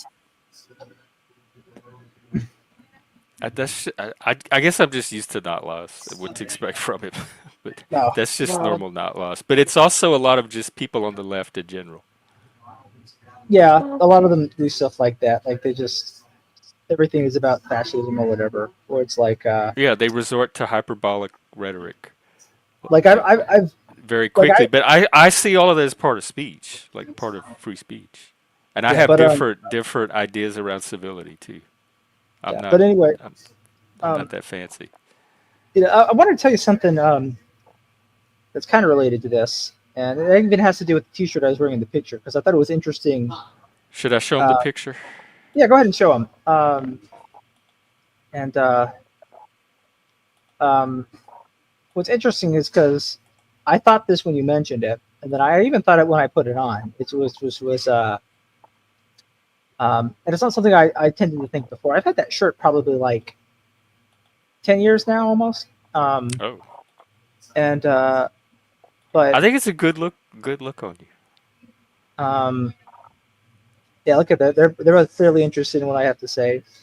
First time that happened in a long time. Um, and Smiling. uh, there was a thing that occurred to me where I believe in the idea of Captain America more than I believe in the idea of America, which I thought was an interesting thing to realize. I thought, this doesn't seem great. Like I would get more excited seeing a symbol of Captain America, like his shield. Um, yeah, Jeff said it looks like it could be in a It, magazine, yeah, but it looked like a shot from a stock I image. think Plasma got it stock, too. yeah, stock but photo, yours is a definitely. much nicer version of what Plasma said. Um, I'm just not as eloquent. um, But that's what I and meant. Like if something in a magazine or on a social media article, yeah, and it looked like like very professionally shot. yeah, but I was saying, I could look at like the American flag, and that wouldn't really. That's not something that is a symbol that would not really excite me anymore. But I can look at the symbol of Captain America, which is obviously influenced by the American flag, and that I still find more exciting, which I thought was Well, interesting. some people would say that about the pride flag too. Why is that? Oh, that's I'm definitely even exciting. more excited today about the American flag than I ever was growing up. It was interesting because when I went on a trip to visit my friend in Wisconsin last August, I was amazed at how many American flags were out everywhere. People had them in their yards, they had them over their businesses, along the streets in town, and it's basically the only American flags you see here. Like it's flying above the post office, but you go to coffee shops and other local stores, there's like pride flags almost etched into the brickwork at this point. It's like the idea is that if you saw an American flag put up, you'd almost think it would be offensive to people who live here. And I think It about is well, to some people. and that to me is just They had a school teacher that didn't want it in her classroom. She said she couldn't teach with the flag, that it was offensive to yeah. her And and it made her that was uncomfortable. I didn't notice that, but I don't feel any kind of like love or attachment to the American flag anymore, like I did when I was much younger. And but What, there are certain things like a character who's nevertheless based on America that I find much more interesting and engaging. you also don't vote, so you've Yeah, been alienated or disaffected from your yeah, and that's even Well, country. part of Captain America's story is he goes through an alienation where he's basically out on his own for a while. Um, and he continues, oh, we chased her off. Oh, she might have just dropped. Yeah, The more I see America come under attack from the left, mostly from the left, the last several years, and other countries like Canada, um, I feel even more appreciation and patriotism for. I value it even more because I see how special it is. The more people try to take that away. mhm. So I've had the opposite. Whatever the opposite of alienation is. Yeah. So how do you feel about like what the new administration has been like in regards to helping that? In what way? I don't know, in any way you perceive. I don't know. To me, they're just another part of America, another phase in the American story. Well, I mean, I I know don't some. feel any less patriotic because of something they're doing or not doing. Well, do you think that they're helping that problem? Do you think they've already taken steps to help that problem? Of America being under attack? Yeah. No, I think the left is still going to attack America. They're going to still see America as something evil that needs to be attacked. And I think he may even damage our relations with some of our partners or allies or the way we appear. But I don't really care about that. I just care about America. I don't care how we look to other countries. Gotcha. I mean, it's nice to keep our strategic partnerships, but that's what they are. So it's our job to maintain them, and if we don't, we just take the consequences. Yeah, But and then that doesn't affect how patriotic or not I feel toward America. right, and the partnership only makes sense if both the partners are getting something out of it, and Yeah. if America felt like it wasn't getting something out of a partnership, it wouldn't make sense for it to continue. Same would go for any other country, really. And We're also a very experimental nation. Like experimentalism has been a facet from the foundation, and I think the experiment is still running. So look I at how see a lot of experimental things this work. as part of the experiment. We're still in the lab I figuring was things just going out. to say, look at how experimental things were under Biden, even, right? He's trying out all kinds of new things. Oh yeah. I didn't say half the country. Mhm. I never said half the he said country. I didn't he said quantify it. 49. He said 49.9%. That is not half. It is less, and you know it. He's Effigy's always bad. He's disingenuous. He puts words in my mouth. I didn't say I didn't say the left was half the country. You're the one saying that. There's a lot on the left, the extreme left, the progressive left, and especially where I live, that number is a lot higher than probably in the state you live. But I Yeah, didn't make any attempts to quantify it. Jeff is in circle. There are some people in America that see America as something evil and they attack it. They attack its values. They think it should be a different country than it is and was. And I don't care what you think about what I think about that. You can find it extreme. I think it's extreme to attack America. So if you think me defending America being attacked is the extreme and not the attack itself, you're just making my point for me. And I'm very biased toward America. I own that bias. I'm pro-Western. I'm a Western chauvinist. I'm an American chauvinist. I'm a patriot. I freely, gladly admit that bias. I'm proud of that bias. I embrace it. Mm-hmm. Okay, yeah, thank you. That we're saying the same thing. They see it as flawed. I think America is great. I don't think it's ever stopped being great. It's kind of hard not to be great when you're the most powerful country in the world. But I love it. I mean, I'm biased. It's the only country I know. I've never been anywhere else, but I could see make Britain great again, just because it used to be the biggest, most powerful empire, and then it wasn't. That I could see making more sense. But not that people, obviously, then like when people in MAGA are saying that, they're saying something is flawed in America and it needs to be fixed. That's basically see what like this right here. This. Yeah, well, who cares? So yeah, it's but what's interesting is um, I wonder how many people there are quite like me who a lot of people either really love America or they really seem to hate it, and then there are people like me who just sort of like, You just live here. take it. Yeah, that's it. I just live here. I could have been born anywhere. I meet a lot of them in the panelverse, more than I've met at any other point in my life. There's like not voting seems to be one of the norms around here. Yeah.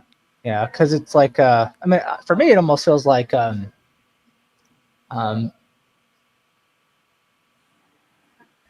like the only thing that really stops me from being deported is the fact that I don't actually have a country you can send me to, right? You can't send me Would back you to want to be Mexico. deported? Like if you had one, is that where you go? I mean, Back to I don't, Germany?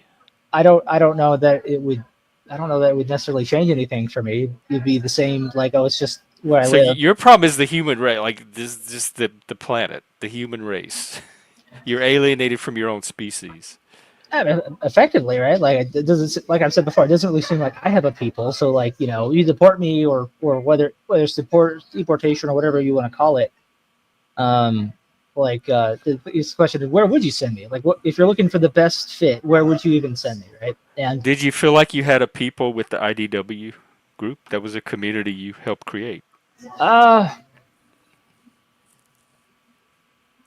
I considered that maybe it was possible. It became clear toward the end, though, that that was just not the case, and it was very difficult. I would even hesitate to call it into the community in the end. There was some maybe potential for it to be a community in its first year, but it really just sort of became something where people just showed up there with their own axe to grind, and there was nothing really bonding people together. It wasn't a community. Because the IDW, because I was part of it, um, it's people that came together around a set of shared values, much like America is a set of shared values. And Yeah, but that kind I of fizzled find out. myself having rapport, a very easy rapport with them because we all had this common set of values. Did you find that happening with the community? I think in the first year there was a bit of sense of camaraderie, but basically once all like the major like public figures stopped like appearing on podcasts together, a lot of that really died down, and then the community just sort of became a place where people would just sort of beat their chest and just they weren't really interested in like a common collaborative thing.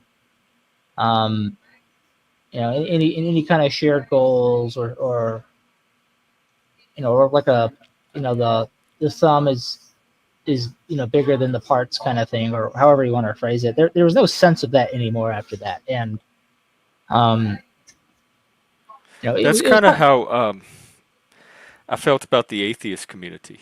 It brought people together that had this common set of beliefs or values, but then there wasn't anywhere. It didn't give them anywhere to go from there. It yeah, got them together, but it didn't give them a direction to grow in.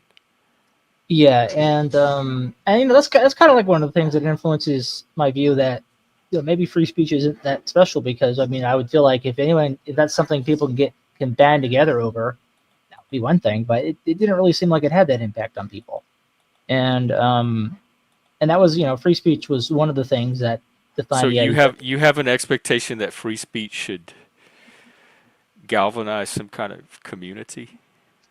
Uh, Otherwise, it's not. It doesn't have value as a value. um, well, I take it as a measure that if that doesn't happen, then it's probably not that intrinsically important to begin with. Like there's a reason the founding fathers put free speech into the Constitution, right? That was like one of the things that motivated them to, come together and form a separate country. Yeah, part of it I think was the idea that a functioning democracy, and that came from the Greeks, depended on since Yeah. no one person has the truth or the answer, we have to be able to talk and debate and figure things out through dialogue. Hmm. Right. And so, uh, um, yeah, I got more of the sense that to most people, online in the IDW, it was a thing for them to use. It was a tool, but it was not a community. Um, and Hmm. uh, and I continue to tell that just the way they interacted with each other. So, uh, when something is a community, or when something is say like it's a value, because when you talk about something being a value, um, you're talking about something that is relevant for more than just yourself as an individual, right? You're talking about something that applies Well, I to mean, you can have personal values, but if you're talking about values that center a community, yeah, I yeah. guess the I don't implication think is it's shared, that yeah there's other I don't people think there's involved. any version of free speech that is, oh, this is just a personal value. It's almost always in the context of this is a societal value, right? This is something that applies to people broadly, and I think it's both. I mean, it can be a personal value, but like, I don't know that I've ever heard of free speech of like, oh, I believe in free speech as a personal value, but it should not exist in as a societal thing.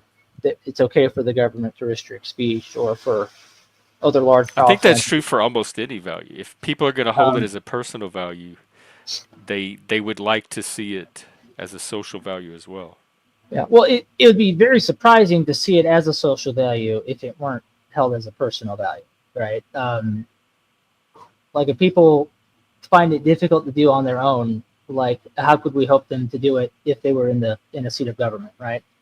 Um, and so, um, yeah, that's just the thing that I notice is that, and it goes back to the egoism of the way the internet works and social media. It's a lot of I, me, That's and people. That's just humans. yeah, that is people. But it's I think in terms of like habits that are reinforced, it reinforces those habits.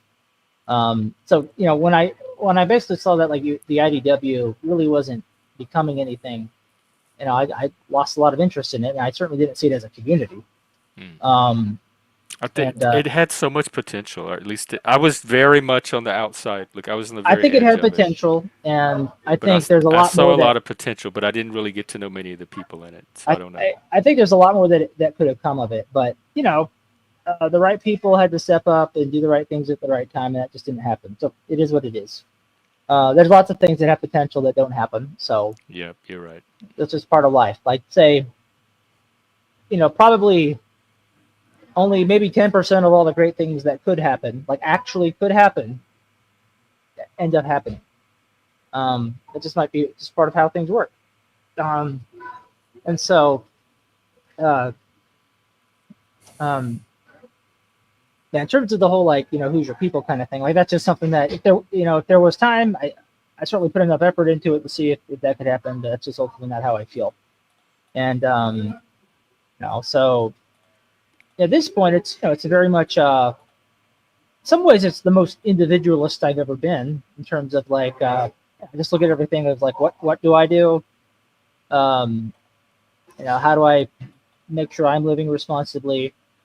And don't worry too much about what other people want to do with like the bigger social or collectivist systems.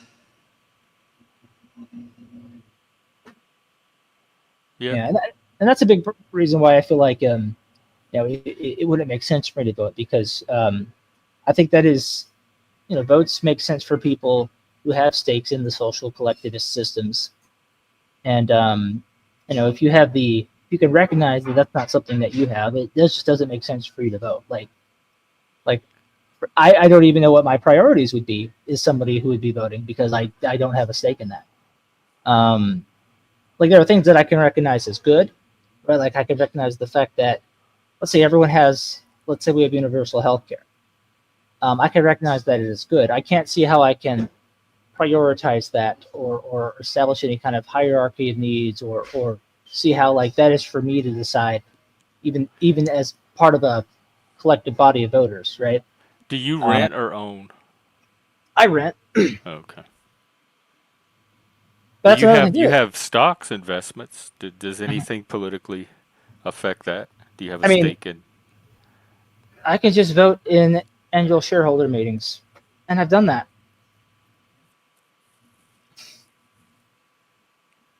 So, um, like I went to that annual shareholder meeting last May, first time I ever went to one. It's just the company happens to be headquartered in this town where I live, Oh, and you I'll went be in going. person? I did. I met the Oh, board of directors and the company management, and it was really nice, and they were nice. I liked them. They liked me. I actually think I might try to be on the board of directors because most of them are pretty old because they've like been on since like the 70s or the 80s. So oh, um, yeah, so maybe they'll have some space for me. And yeah, it's a good company. And like that's not really voting in like an election or anything. That's just essentially being a business owner, sort of saying what their opinion as an owner is.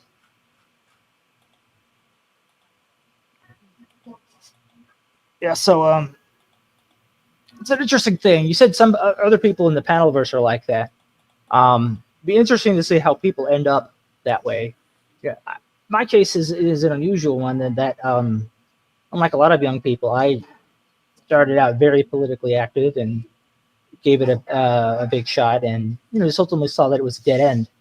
And what I worked out is the reason it was a dead end was what I said before, is that what my community is or who my people are just doesn't seem to be anyone in particular. And so it's not surprising it didn't get anywhere, because that was my situation. I just lacked the imagination to realize that from the start, because you don't never necessarily think of that being the case for people. And you don't feel connected to the larger society, like you have a stake in what happens to America as a country? No, I basically, if something were to cause the United States to fall, I would not see that as something in which I have a stake or that requires me to intervene. That is how That's detached. bizarre to me. Well, I mean, of course it's bizarre, but it's a very unique situation, right? So not very many people are going to be in a situation where. I mean, I want to see America continue as a country and continue to be America. I'm very invested in that. And I can still realize that America falling could be an awful thing, but that doesn't mean it's necessarily something where I have a stake or it's a thing. You don't where think I'm it's going to supposed affect be you? Maybe it will affect me. Maybe I'm the first one to go if that happens. That doesn't mean it's for me to. Is that not a stake? I don't see it as a survival? stake. I don't see that as a stake. No, Okay. not in my case.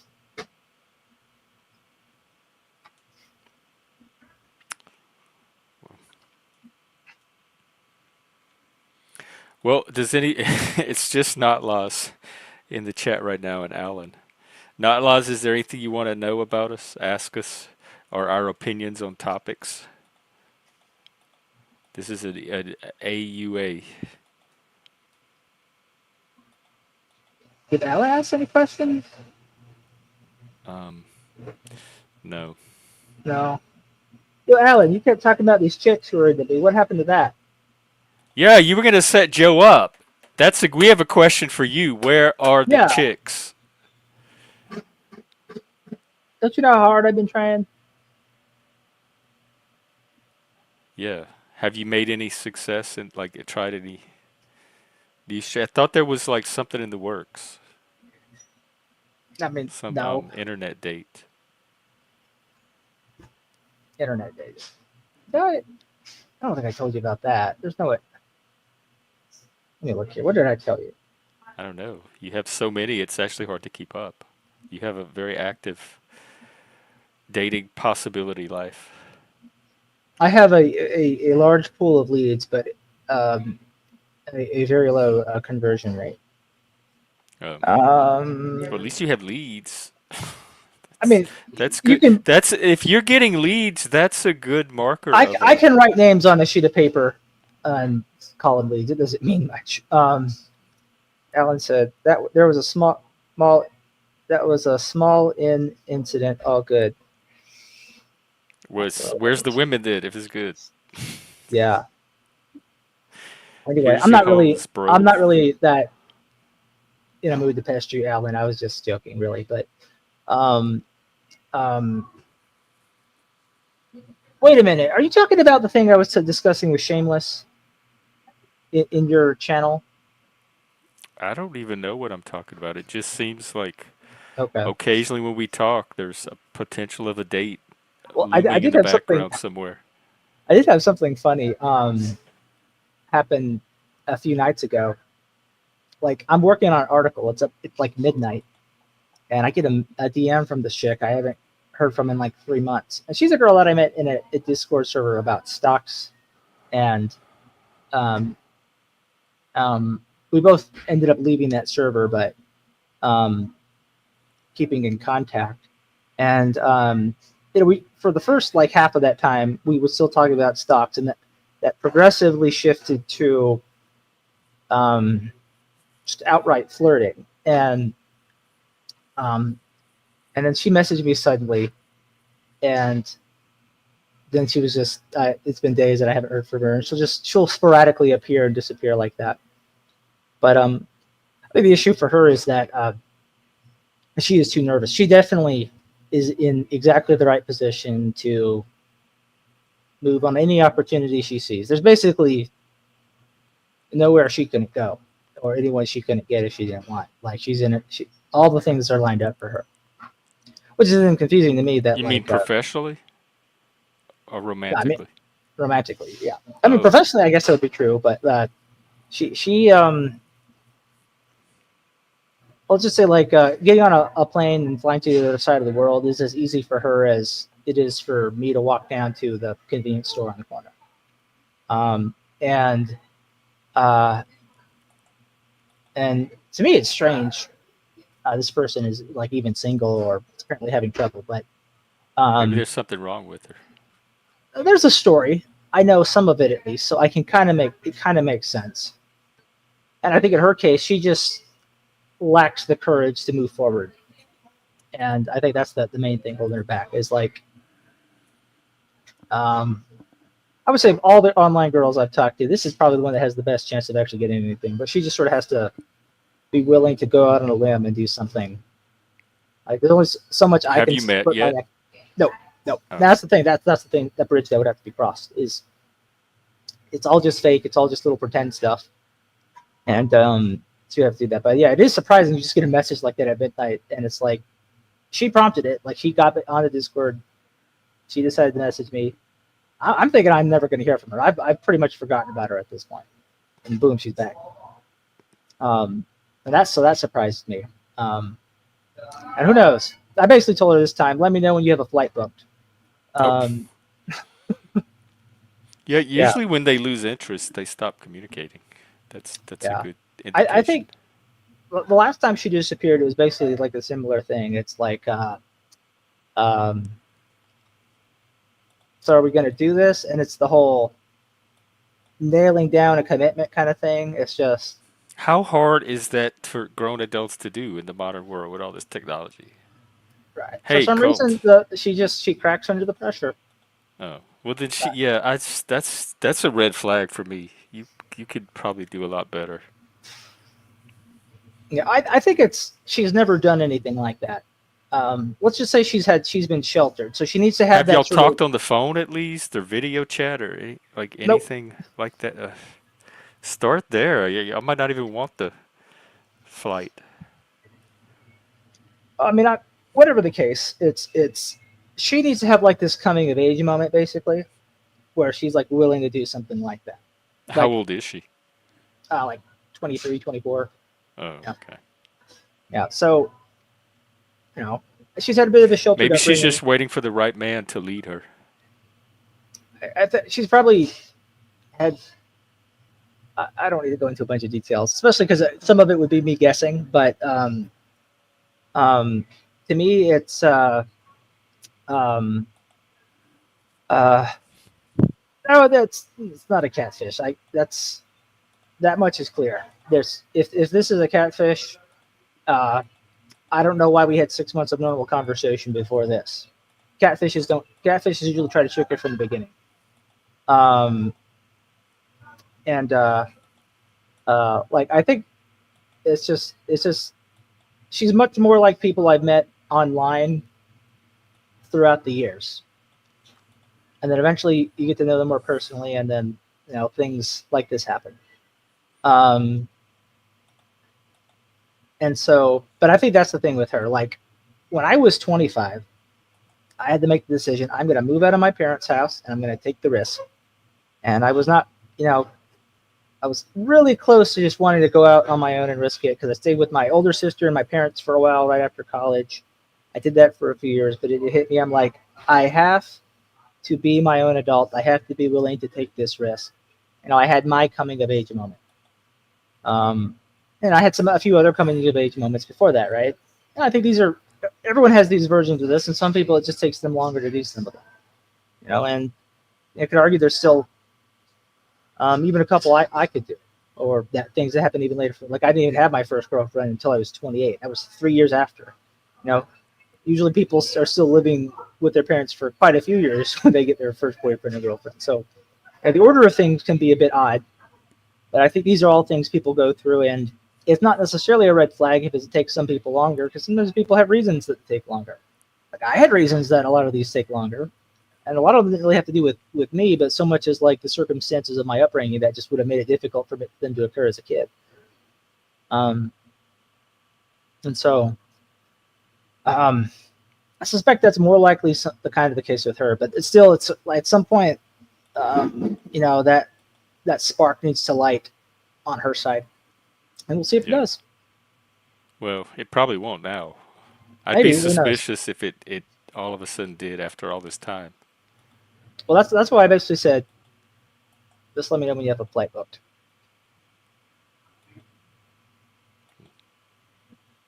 No, Here's Alan. an AMA. Do you have more sugar on a Saturday?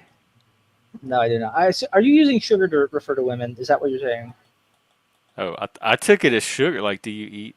Is he particularly hyper today, or upbeat, or active? I assume he's talking about sugar but I did just have a milkshake, so, but Like sugar walls type so sugar? I don't think I'm even really acting that. No, I don't. Yeah, I don't notice anything different about you. I think he's talking about sugar because he's talking. Oh, he says no, so he's not talking about women. Yeah, this is. So my pattern is: you meet online, you message, you might do a few emails, and then you talk. You move to the phone, you talk on the phone, or video, or if you. Sometimes it's phone video, sometimes it's straight to video, which is easy to do in the modern age. So you get a sense of each other, and if you want to invest more in person after that, and then you do in person, and it's a very kind of steady So I will say I and just suggested that. reasonably quick progression. I did suggest that before, and that did not happen. And I also think that because of her. Yeah, I don't know if she's much of a video call person, really. Well, there's got to, but those are little opportunities to filter, like I don't to disagree. make I don't some disagree. decisions of how you want to proceed. I don't disagree, but at this point, it's just sort of like it's. Yeah, have you heard her voice at all? No. Oh boy. Or you could try what Not Law's recommendations. You see how well it's worked for him. I wouldn't try anything he recommends ever. And so, I mean, I'm not messaging this person, right? So basically, I'm just saying, like, when you are over this hill and we actually get to meet and just sort of see what each other is like. You get to do that through a phone call and through video. I really don't think that's quite as good, but. Well, it's not as good as in person, but it gets you closer to deciding if in person is worth the effort.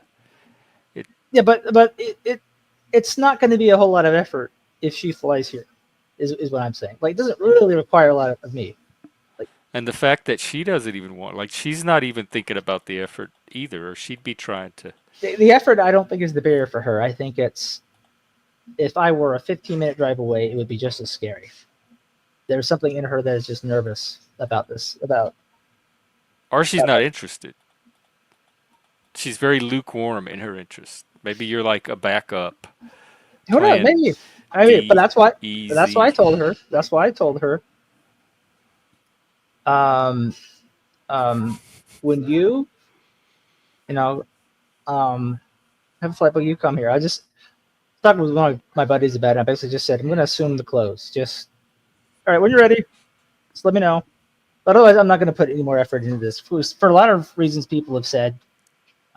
What's the reaction? Here, react to this comment, and I'm going to go grab some more coffee. I'll be back. I mean, I've been very clear about what I'm willing to step up and do, but she just says that it's like Aladdin. Remember, he extends his hand to Jasmine. He's like, "Do you trust me?" Right? And Jasmine says yes, and she takes his hand. I'm waiting for that. I can't force that anymore. So at this point, I just have to wait for that answer and just not get too distracted by the waiting and just focus on other things in the meantime.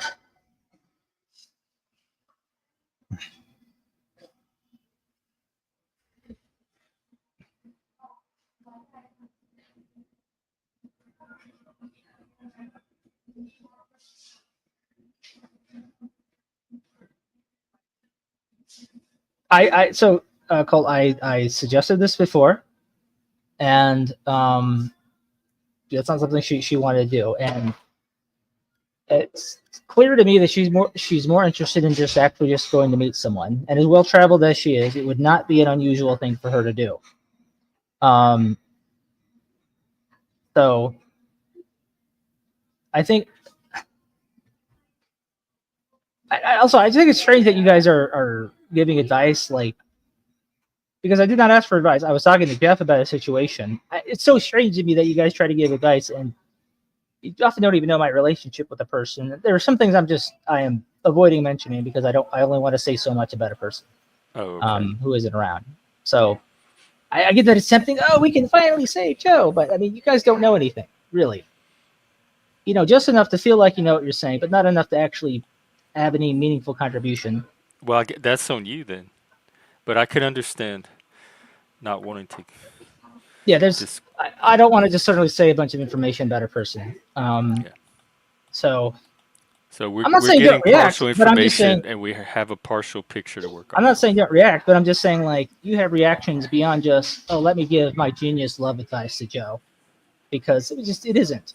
And I'm just pointing that out.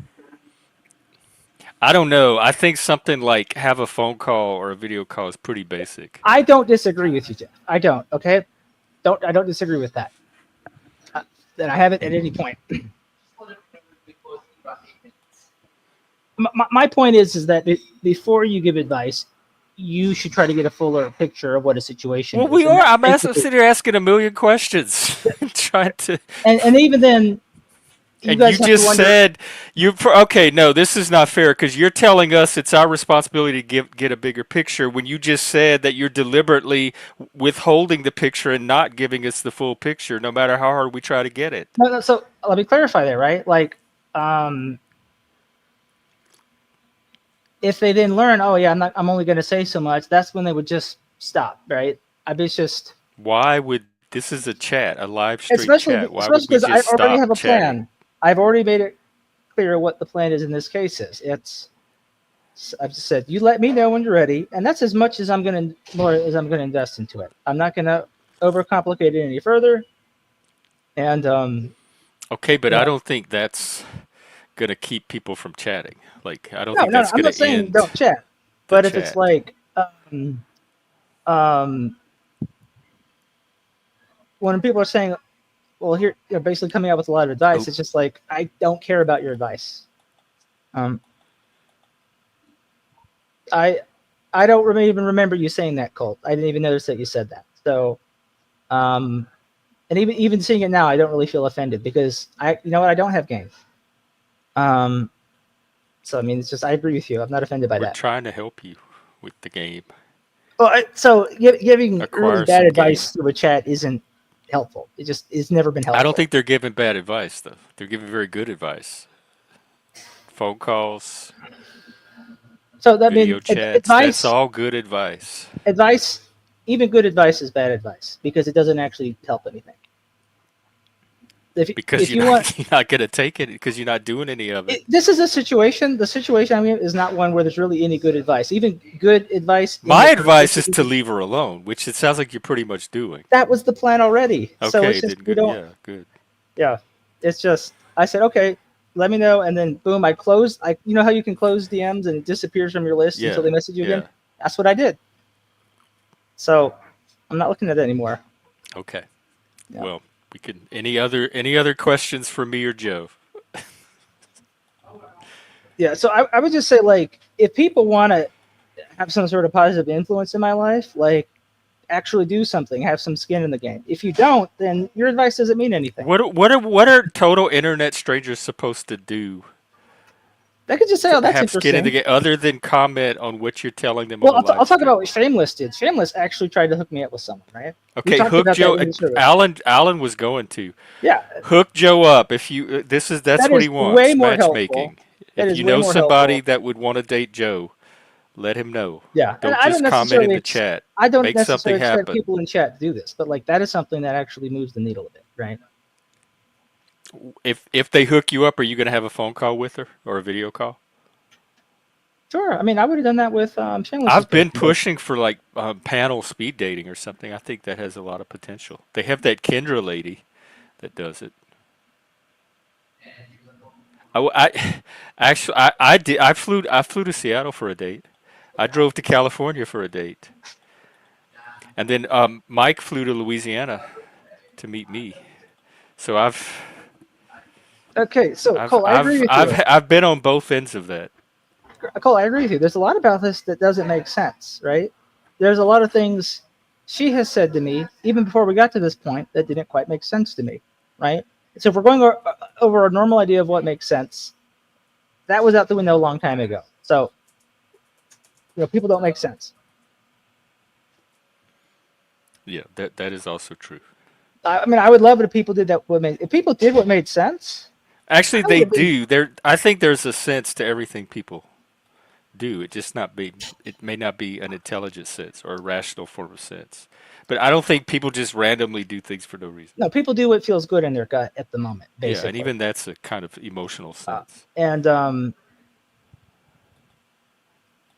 Yeah, Cole, you made don't comments. let him.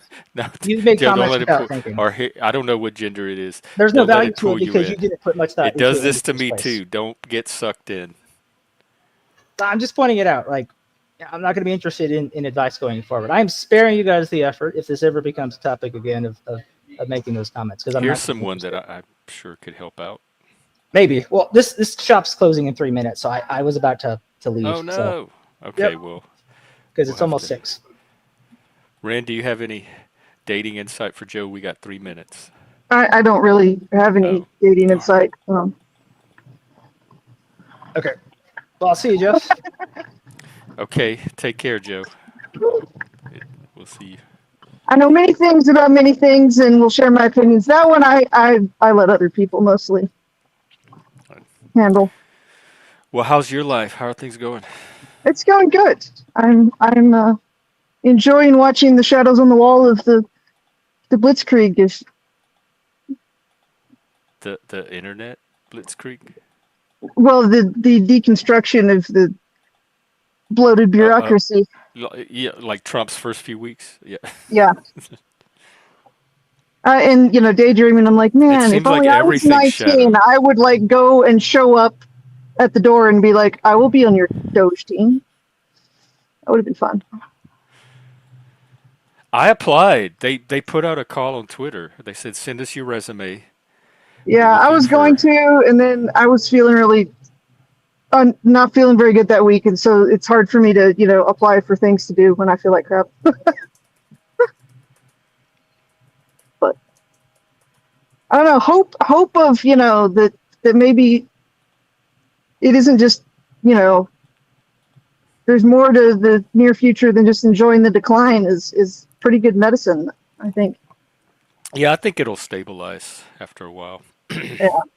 They're Well, just one of those things. Like, I haven't felt hope that it wasn't just going to change speeds of falling down since I was, in my early teens. It's like suddenly I'm like, oh wow, people are actually like trying, and there's it's like hope is a weird feeling, but it's a good one. So you have hope now? I do. I'm of some sort. I mean, I'm enjoying watching Elon, and I mean, Trump has his strategic. I've always enjoyed watching him work, but Elon is Trump is like my cousin. The way he in strategic mindset. I'm like, I can appreciate it, but it's not exactly how I would do things. Watching Elon do things, it's like, oh, that's how. Yeah. Well, it looks like they're slapping him back. on some of it. The problem is that most of what they're doing, because they're not actually trying to understand what's going on, and so they're actually doing most of this through, as far as I can tell, through official channels. And I mean, it's not like there aren't employees of the agencies that are the ones actually sort of administrating this. And so Elon is really just kind of the field commander. And so it doesn't matter what, a lot of the stuff that I've seen them supposedly do, like, probably has zero effect. And all of their, most of what I've seen the people protesting do is pretty obviously grandstanding. And the stuff that's not. What are they so scared about then? I guess the money's on being revealed as, into the cold light of day how corrupt it all is, and that they've been taking kickbacks. Oh, I guess. Hey, Untrackable. I haven't seen the kickback part. I just saw like a bunch of programs that seemed frivolous and like I didn't see any actual fraud. I just saw a lot of stuff that this administration doesn't think they should be wasting money on, like waste. I guess we could call it. Yeah, I mean that's what a lot of the kind of like more mainstream stuff is. But I basically just been glued to X watching it play out because that's the only place you can come close to seeing it in real time. But I have an old network from past and questionable things and things that needed nerdy people on the internet to investigate. Like I'm kind of tuned into some of that, and so there's this one person called Data Republicans, and I think it's a she from what I've heard inferred. Anyway, they've actually built a website where you can go in and you can, like, she's doing algorithms to like do reverse searches and stuff on these databases, and most of the databases are public anyway. So I think Elon's got some algorithms behind the scene that's mapping it out, and then it tells them where to look, and then they go to the actual like public information sources and go, here's look at this. But you can map out like USAID, right? You can search for like an outgoing batch of money, and it goes through about 2 layers of organizations, of NGOs and donor guided funds. There's names for them all, but various forms of quote unquote nonprofit agencies. And then what's weird is that a lot of times that outlay from USAID in the first place, after going through like 2 layers and 20 different places, seems to like go back to one place. It's basically a graph of if you looked up money laundering in the encyclopedia, if you looked up money laundering as a graph, it's like, this is what it would look like. Oh. Yeah, I mean, they basically we all kind of knew it or suspected it, a lot of us, but it's like, it's basically by tracking the payments with smart nerds who, can look at more than a sheet of paper. You can see the graphs of money laundering. And then, I mean, there's programs in there, like, there's money that was this literally, the title of what it's for, the memo is for, I'm paraphrasing, but not by much. Let's see, what was it called? The acronym was LSD. It was, anyway, basically it just said for the psychological manipulation of, the public. Wait, what was this? Yeah, I'd have to find it, but there's outlays, and I don't remember for this, I think this one was a USAID thing. And, they found that, so a lot of money went to the Wuhan labs. So basically all of that mess, a lot of the money got laundered through these NGOs via USAID. A lot of other crap that was like, oh, we paid for that. Apparently we did. Basically, the big picture is we're learning that all of the psyops and like destabilizing things that were like, oh, Soros is paid for, somebody's paid. It was just us. It was our money being funneled back around to like attack us with. But there's literal programs that just say for deceiving the public. Wait, Yeah, that it was says the it thing. on the paperwork. Some of it. One of them was titled, I forget the first thing, I'd have to look it up again, and LSD, which was, Hang on, let me see. I can't remember what the L stands for, but it was like for L, social deception. The SD was social deception. Where are you finding this? Government caught. Oh, this is News Pravda. I mean, I go through, find most of it on X, but on X. Let me yeah. See if I can pull up some tweets. Effigy saying this is all conspiracy stuff. So I like to get some good sources. I mean, you can look it up on like the public. I mean, there are places where you can go and search these databases if you know what to look for, right? The difference is the public has access to like searching. They can search public funding stuff, but if you don't know what to search for, you can't find it. What Elon and his little A team are doing is they've got algorithms, I think, that are tracing the whole system from the backside probably. And, can kind of see the whole thing. Whereas from the standard public access to those records, you really have to know what you're looking for. I found one link. I'm not sure how to read it because it's a link to other links, but it says DoD contract for active social engineering defense and large-scale social deception, but it says it's from Trump's first term and isn't nefarious. Hey, Untracked. Isn't nefarious? I'm like, why would you name it that then? Oh, I don't know. They name all kind of things. So is it the name that people are reacting to? Yeah, I mean that's just one example. I mean that to me that was that especially name, if it's that one's been Trump's making the rounds term. Because the name seems to be, well, see the idea is so supposedly the reason they went after USAID first is they said they were going to audit the agencies, and Trump put the like 90-day freeze on any foreign spending. Yeah. And stuff like that, and they said, okay, who protested the loudest? And they said that USAID supposedly basically said we don't answer to anyone, we don't answer to Congress, we don't answer to you, go away. And so they're like, oh, you just moved to the front of the line. And so the idea is that a lot of this stuff was, that's the whole idea of the entrenched bureaucracy, right? Is that it was all happening under the nose of whoever was president. It was a contract to Reuters. Yeah. $9 million. There's a ton of money. So they had like, many digits, thousands or at least tens of thousands of dollars of, Politico subscriptions and stuff, right? They were subscribing to a lot of these news sources. Yeah, I did see that. And Politico couldn't make their payroll. Like when...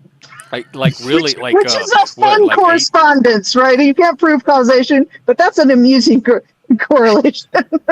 But they were like $8,000 subscriptions or $80,000, really outrageous prices. Yeah, just ridiculous, like $35,000 at a time. And I mean that's a great way to launder money to be like, oh, we just paid for subscriptions. We just bought 10,000 more than we needed. Hey. Yeah. I'm just enjoying it. It's so much fun. I wish I was, To see what comes out. Well, I mean, like I said, they're actually rooting. They're looking. They're turning over the boxes and looking underneath. Well, I didn't know about this LSD stuff, so I'm going to look more into it. But do you know anything? Are these people you're talking about true crime people, the friends that you know? Because I'm getting sucked into this Ziz cult thing, which seems very true crime. Not really true crime. I mean, most of the people I'm, as far as that I consider, that are, a lot of the people I'm following are producing independent results, right? Like they're back searching you know, if the headline said somebody found the actual musical in Ireland that they paid $70,000 for or whatever, turns out it was, they were like, oh, I found it. You know, there's all these Where do you nerds on the internet, and it was some private event for like a former ambassador in Ireland. You know, How much? Wait, how much did they pay? it was like $70,000. Like the line item said $70,000 to put. You know, I don't know so the summary Effigy, was what do you think about that? put That's on your a field. play in Ireland, and it turned out it was like a private event for former ambassador. Like it wasn't, you know, Wow. still too much money, and it wasn't even some sort of public thing. It was just you know, it was basically private for some guy, right?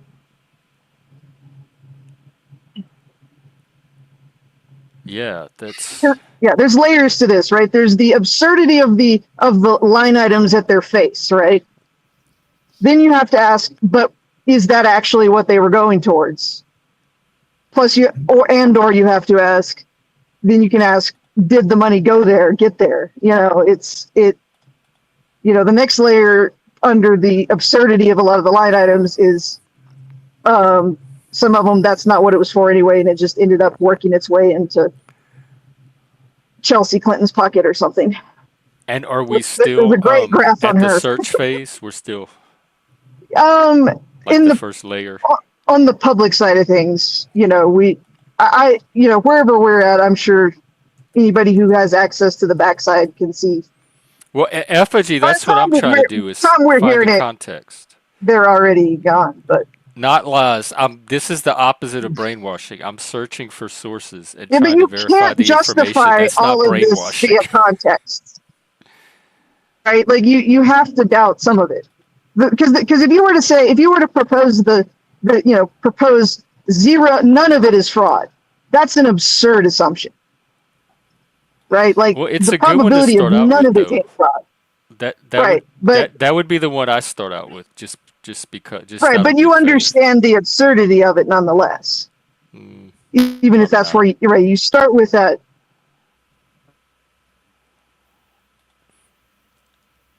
like just on the principle of innocent before guilty, I would assume the best, and then the worst wouldn't surprise me.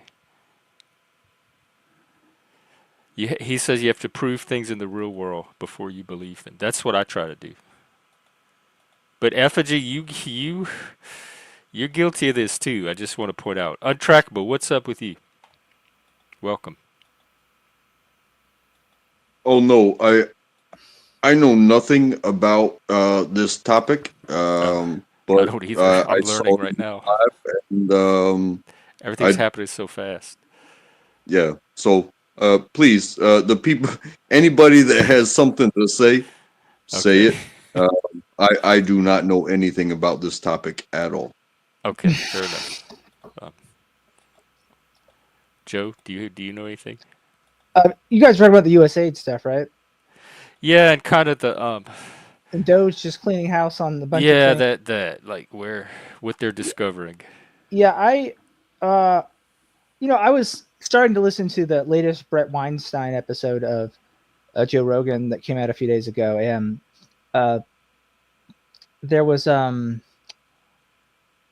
were talking about that, and how Brett was basically saying that people needed to be careful in essentially not throwing the baby out with the bathwater, which is like, it is probably the case that a huge amount of racketeering has gone on, in which things have quietly just been stealing from taxpayers and gone toward these really unimportant or even harmful things, and it's been mixed in with good things. And the point being that if anyone then starts to question the fidelity of spending programs, people can be like, why are you against Medicaid? Why are you against helping poor Africans? And just things like that.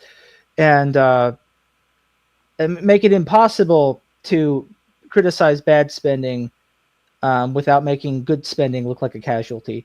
And so basically said, Brett's point was the point is to disentangle that and allow the bad stuff to be thrown out, but not to be so anti-government that people are afraid to spend public dollars on anything, essentially.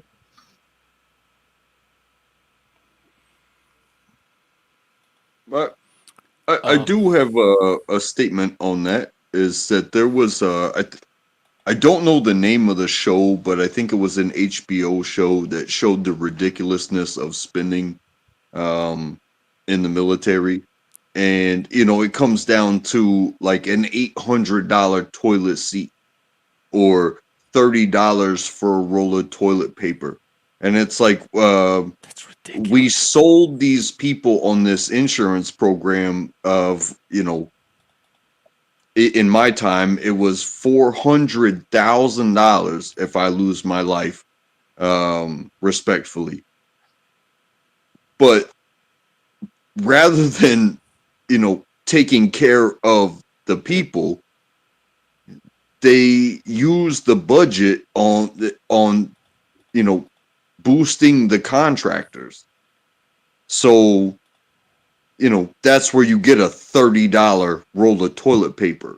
That's where you get a $1,000 doorknob. So That's where you get government weight. That's why people are upset. I Yeah. remember in Vegas when I was teaching the school board, they didn't have money for the schools, but the school board building, they had just bought a new building. It had gold toilets, it had marble floors in the bathroom, and people were pissed because the administration had all this money for that stuff, but the schools they didn't have money for the schools or the kids. So Well, it's it's that interesting. kind of appearance. It's interesting because when I was reading Peter Lynch's book, Peter Lynch was the manager of the Fidelity Magellan Fund from the 70s to 1990, so about a 13-year period. He would, since he was actively managing the fund, he would pick stocks, and the book is about, how do you pick a good stock? And a big part of his work is he would actually go to the headquarters of companies and meet the management. And he said one thing he really liked to find is when he would go to the company headquarters, it would be this cheap office with old carpets and wallpaper that's peeling. And basically, is they're not pissing away shareholder money on luxury, that they have a lean operation and they only put money into things that they need and not making their office life cozy. And so when people look at government, so if that's how he feels about what's happening from like a shareholder perspective, I wouldn't be surprised if some people are outraged about, how many millions are spent on, Starbucks K-Pods, for example, right? Yeah. I mean, I can understand the outrage if Yeah. that's what they're discovering. I just don't think we know enough yet. Oh, dead zone. Okay. I think I'm back. There might be. Welcome back. I'm going up to the top. I'm climbing up a side of a cap. So Of a I'll what? be A castle? a cap. I'm a mesa. There's a road that goes up the side of a Oh, mesa. you're outdoors. I'm in a vehicle. Oh, But, okay. and there's a mesa. The road that goes through the valley here is there's one spot where it gets really there's a cell antenna like right in the middle up on top of a mesa. So it's really good coverage, except for there's one spot where you drive right next to the mesa that the tower's on, and so the mesa is between you and the tower, and Oh, I it's see. it usually goes dead there, and then it's weak for a minute, and then once I get back out on top here, it's Okay. pretty good for a while. Well, cool. Welcome back.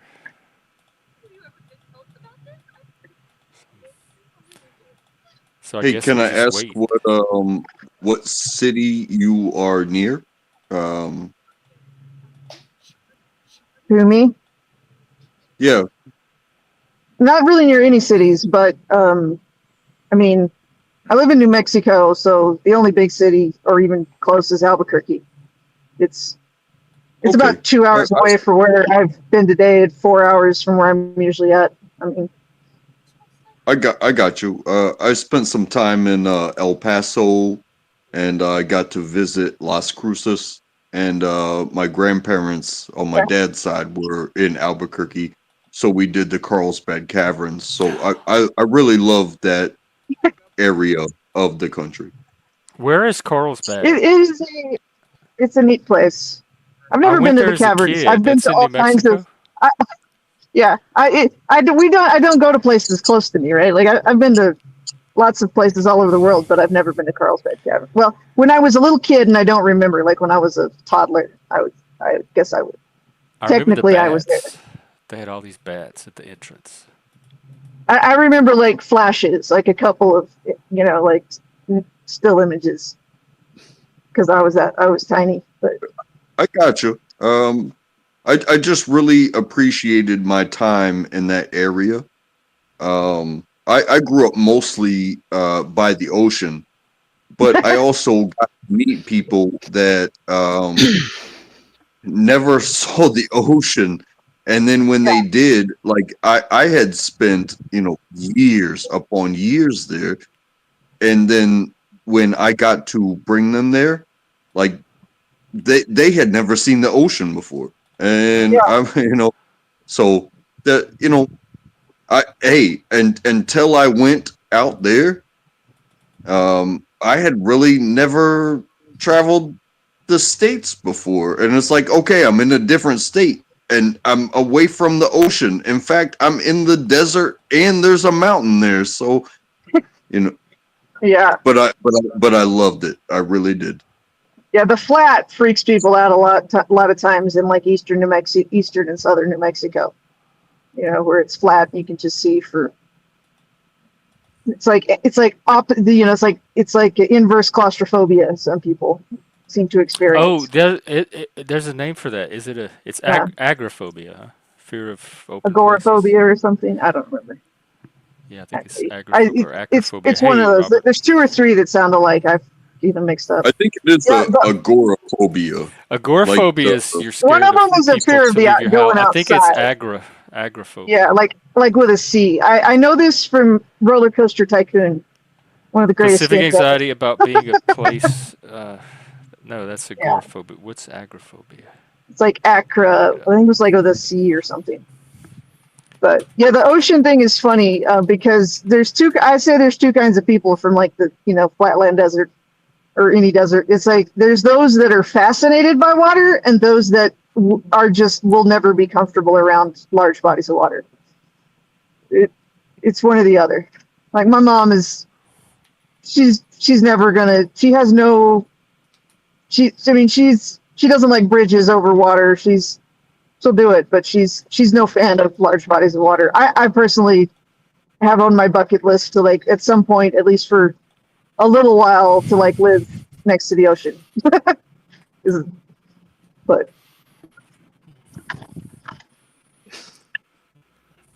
oh, you went to yeah, we went as a kid. I remember it.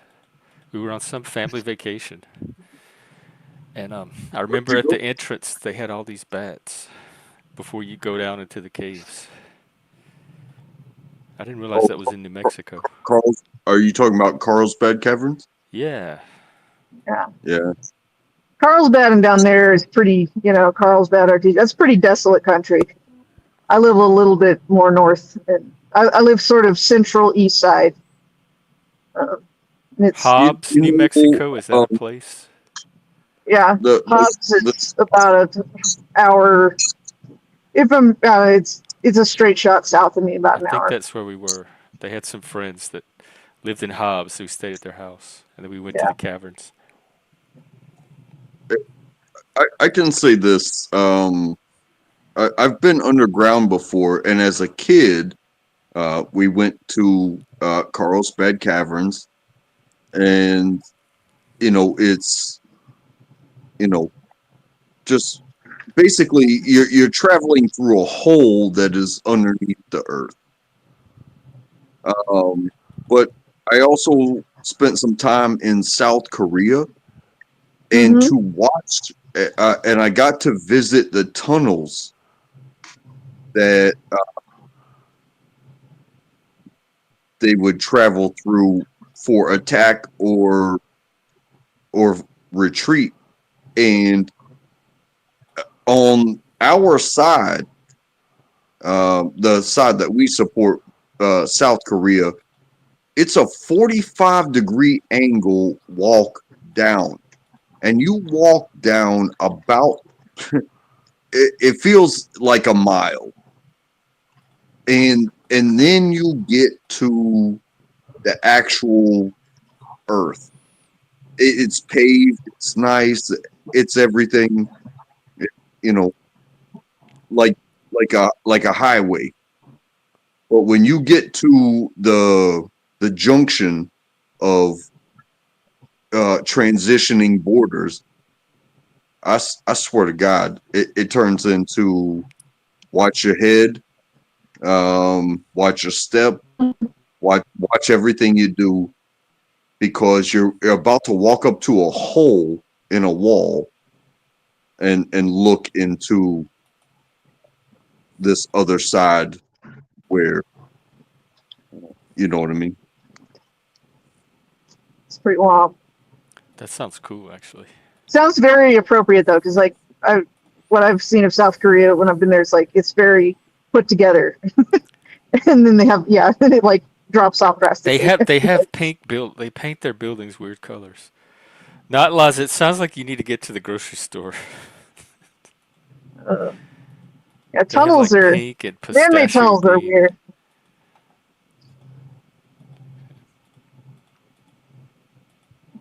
Yeah, I don't have problems with large bodies of water. I have mixed feelings about tunnels. Being underground. Oh, I love tunnels. In Vegas, we used to find these abandoned mines when we were hiking and camping, and we'd go explore them. And they had different levels of tunnels. You'd have to climb ladders to get to them that would go for miles. You could just play around in there all day. It's pretty long. But I wouldn't have had any problem, I guarantee. I don't remember much about them other than the opening was real big, and you went down into it, and they had stalagmites and stalactites, and I got to touch that's the first time I'd see them in the pictures, and that was my first time being around them in real life. And they had these bats on the ceiling. Slow goy whiteboard. Welcome. And they tell you how far you are, like when you're doing the tour guide thing. They tell you how far you are underground, and it's like, oh, yeah, I love to swim. I could probably just on a single breath go 20, maybe 30 feet. I always try to touch the bottom, but you know what? When it comes to 2,000 feet, and that's water. But when you feel comfortable, but you have to pop your ears when you're going down because the pressure changes. And it's like, hey, I'm just in an elevator or I'm just walking down these stairs, but you are changing your elevation so much that the pressure changes, and you have to pop your ears. Pop. It's pretty wild. I was just In the thinking, caves? I went through the tunnels. Is it Chesapeake? Whatever the bay is there south of Philadelphia. One of those you can take a ferry across, and then the one south of that, they've got like the bridge, but then for the ships to pass through, they have a tunnel that goes underneath the water instead of the bridge going high. And it goes it reminded me of when you said like goes down to like a 45-degree angle. That's not how it was. You just like point your nose down and hope the truck behind you, doesn't lose its brakes. That was interesting. Oh, Joe, are you talking? Nope. We see your mouth moving. Oh, and you were talking about, you're talking about, deep and water and stuff. So in the middle of nowhere up here, not far from where the ranch I've been working on today, it's Santa Rosa is the Blue Hole. And it's really deep, and it's not very big around, but it's this hole in the ground full of water. And like there's caves. They have it blocked off past a certain point because people went down there to explore the caves, the underwater caverns, and never came back. So, but did it it's like work? you can get your deep sea diving. In the your diving cave. credentials here. Yeah, in the middle of the desert because you Joe, go to did the your blue sound hole come on? to do your certification. No. If you're That's talking, we can't hear you. Let me even that. check your settings. Yeah, Joe, say something. No. It's weird having you on the screen but not being able to hear you. I agree, Slow Goy. And yes, tomorrow I'm doing an all-day stream for Super Bowl, so drop by for that if y'all want.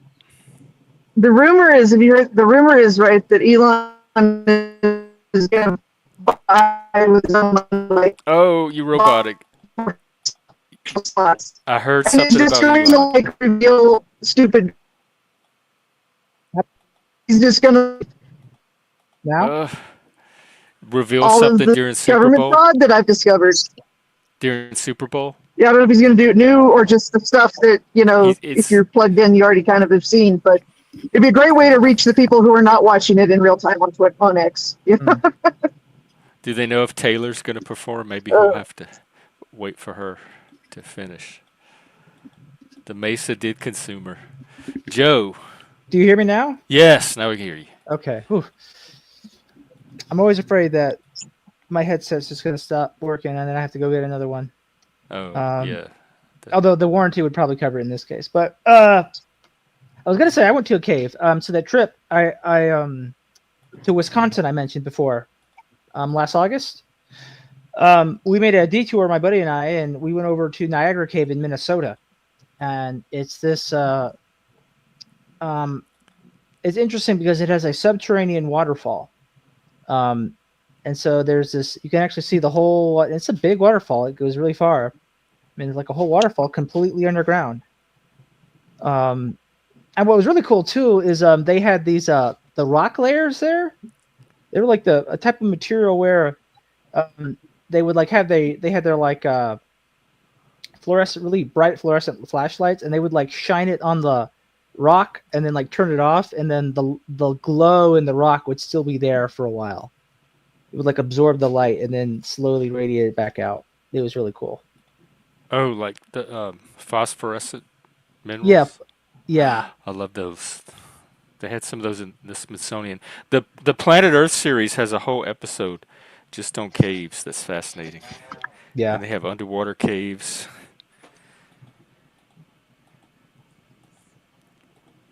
I remember watching a documentary on like a cave they were exploring somewhere where it was like so hot in there you could only go in for like 5 or 10 minutes at a time, even with protective gear. Not Lost claims to have an honest question for you, Ren. Do you prescribe? He says, do you subscribe to the white replacement theory?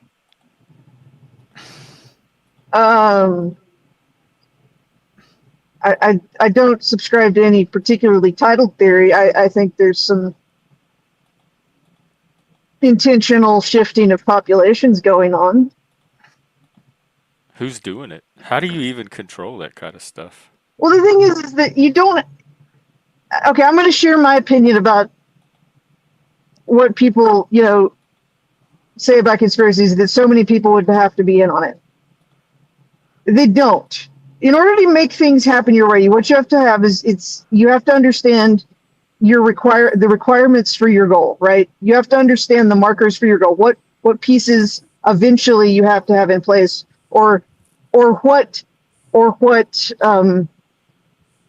purposes, right? So you may not know the piece, but you know what it needs to do, or you may know what a thing does, what a piece that's going to do it, and you're not exactly sure how it's going to fit in. But and you can nudge things like anybody if you've got access to things, you can nudge things from sort of a bird's eye view, and it's quite remarkable what you can actually achieve without most people doing the work, knowing what you're doing. So that's just a disclaimer, sort of opinion that.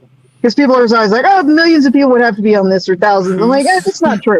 So are you talking about like kind of how some countries, if they have low birth rates, instead of maybe spending money to incentivize having families, they would instead have more open border policies or subsidize immigration or something. I'm saying And that if I was evil and had my fingers on any sort of, if I could nudge certain levers, and I had an ungrateful, too smart to fool them all the time, wanted to be paid and live relatively nice lives, population, and I was getting tired of dealing with them. There was a free group that, there was a group that would be happy to come in and, sort of take their place in a lot of cases. Like, why wouldn't I do that?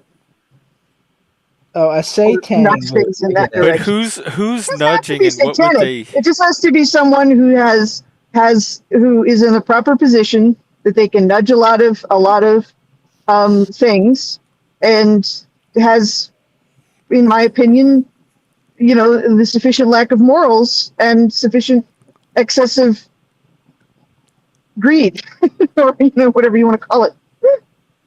But how do you know when someone's not like would? It just seems so abstract. It's very difficult to see. I mean, my part of my reason for that opinion is I theorized it, but to some extent, on a smaller scale, I've done it. I mean, And so then like we when I also, ran like, for office, it's amazing what I could make happen by knowing what I needed, and when I would see opportunities, things would pop up, and it'd be like, there's the opportunity to get the thing that I needed to happen. And so I took a small action in that direction, right? Like, my effort was generally low. It was more about being aware of the battlefield, right? Of the large scale field of play. And it's like, That oh, just seems that like thing, politics. I can use that to my advantage, right? And that's what I needed. And so you can just nudge things, or, I influenced all of my opponents in that particular race on what they said by what I said in my speeches. Yeah, that You just sounds know, like politics. People so on let me reality just show say games this. do that too, like on Survivor and Big Yeah, Brother. The winner is usually the one that can best nudge the people where they need them to go. right. You can multiply that to larger scales, right? So if you're a group of people, small, like that's one level. You go and you're running for a statewide office. Okay, that's another level. If you were running for president, that would be a different level, right? Like but the same thing applies. And I would guess, I'm going to say that once it gets big enough, you may need a few similarly talented lieutenants, right? Because you may not be able to pull all the strings and do all the nudges yourself. And I know But it still would be a really small group of people. It wouldn't require a huge amount of people. It would just require... Right, that's what I was going to say, because even on the reality shows, it seems like if they have more than 2 or 3 people involved, the whole thing starts to collapse. Even keeping 2 or 3 people aligned on the same goal is often difficult and risky. Right. But I mean, in a small group, ideally, if you're going to be the field marshal, you may not bring in you may recruit a couple of lieutenants, but you probably shouldn't have to reveal all of your plans or what you're seeing to them to do it. And at least here in the U.S., I think we have a system that's pretty sturdy. You can only nudge it so far before. But also a stable system is, over the long term, a stable system is great, because once you do nudge something, it stays that way. What stands out to you as something that's been nudged recently, either by the Biden administration or Trump? I mean, I don't know that I could... Like, does anything have the fingerprints of nudgery on it that sticks out? Because I wouldn't know what... It's like watching the mole. You never know when it's the mole and when it's a player just trying right. to... I mean, for me, the way I see things as systems. So when you see a pattern in the system, to really, for me to think, you'd be certain, pretty certain about something that's been intentionally nudged. There's 2 ways I think about it. And one would be I see the pattern of probably multiple nudges, strangely all going in one direction, right? Like they're all kind of helping each other in a suspiciously orderly fashion, right? So that would be something I would say, oh, that's somebody's probably nudging stuff in that direction because there's multiple things all helping each other, piling up together in one direction. And the other way I think about it is I put myself, I think about, okay, if I was, what would I do, right? Like, or what could I do with this, right? If there's an area where I'm like, I wonder if this has been nudged. Okay, if I was nefarious and was in a position to nudge it, what could I do with it, right? And then you can kind of look and go, oh, well, if one of those those sort of use cases, you can then follow that use case, and then again, if you see the pattern of lots of things supporting that use case, that you're like, oh, okay, yeah, that's a way to find them, I guess. I don't know. It's by watching the patterns. Yeah, but I mean, it's more about patterns to me, and an understanding of how you can manipulate the system, right? I know that it can be done, therefore, to say that it can't, the argument that it can't be done, I think, is a non-starter for me. What? Where it's being done, who's doing it, those are, different questions. But if anybody, I mean, I don't. I believe there are good people. There's people that probably have, that almost certainly have nudges available that don't have the ethics to not use them. Again, it's like the zero fraud. I think it's absurdly improbable to assume that any large scale government program is, or even medium scale, has 0% fraud. The bigger the system, the question is it somebody with, the only thing I would question is there anybody with how high, right? Like, is there somebody with a really, really high bird's eye view, or are there several people with medium level, access, and some of them are working, have goals that somewhat align, and some, others that don't. But the idea that there's no people in that system with any access, with the necessary lack of morals to do it, is, to me, it's probabilistically, that's it's one reason we sufficiently have all that probable that oversight. I must assume it, right? And then you see the patterns and you're like, well, that would explain that pattern. I'm a skeptic. I don't like to make any assumptions until I have a reason to. Well, I'm forced to assume everything because, see, in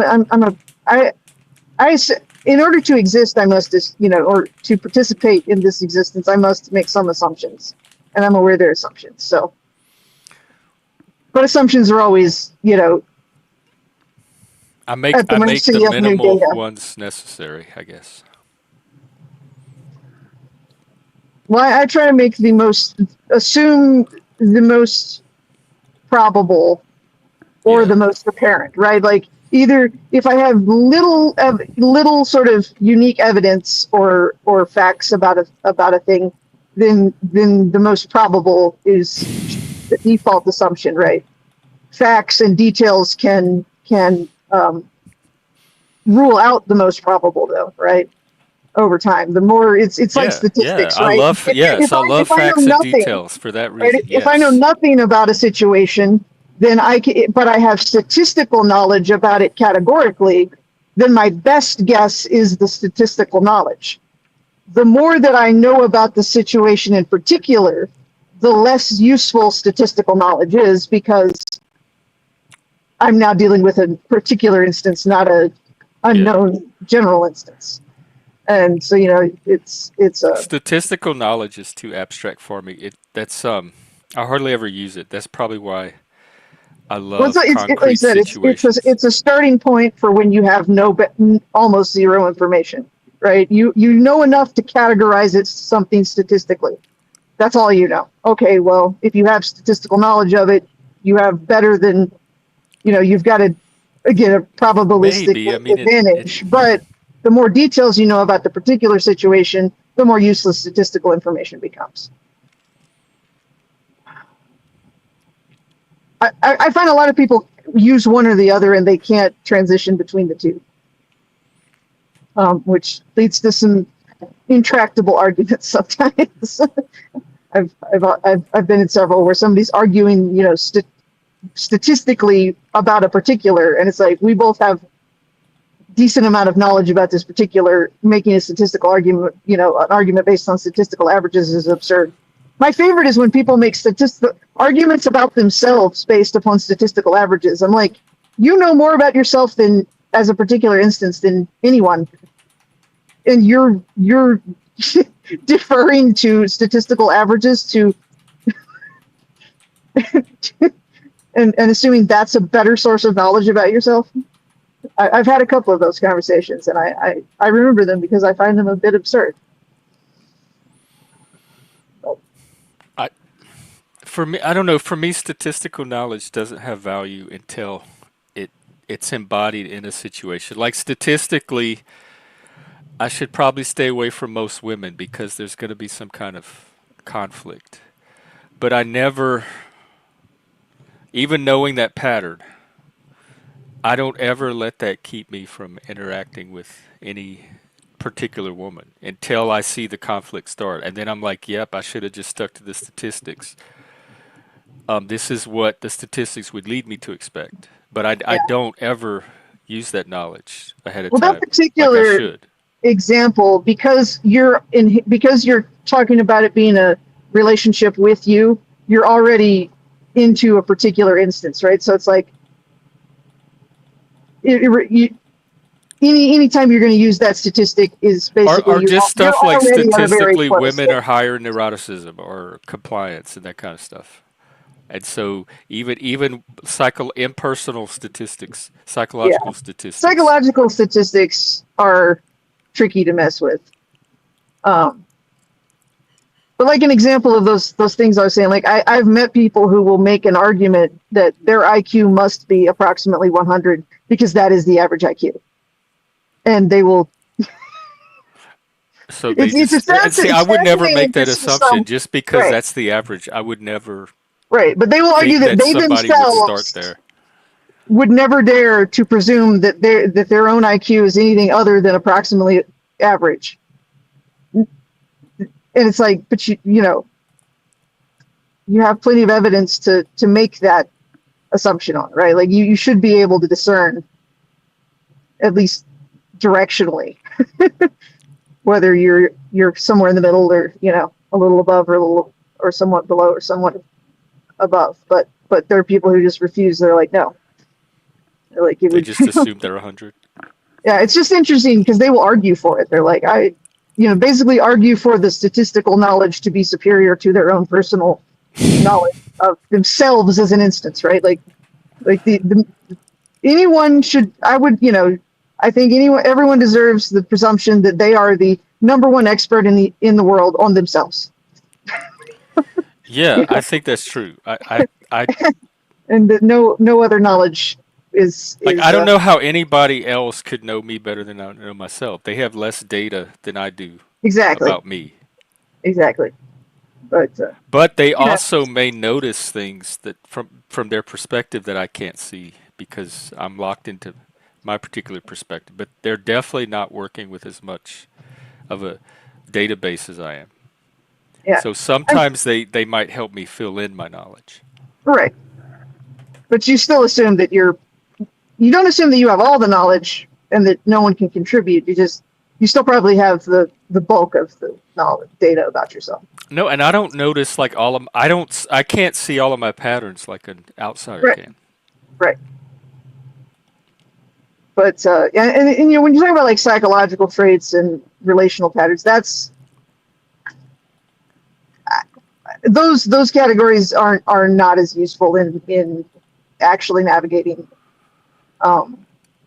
personal interactions. Well, like what about social statistics like black people committing crime? And so if you see a black person, should you assume they're in the crime category, or should I don't know about that.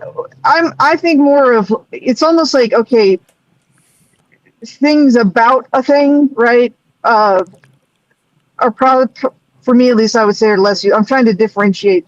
There are like movement or action-based statistics, like behavioral statistics that are not based on relatively arbitrary things. So knowing that, you know,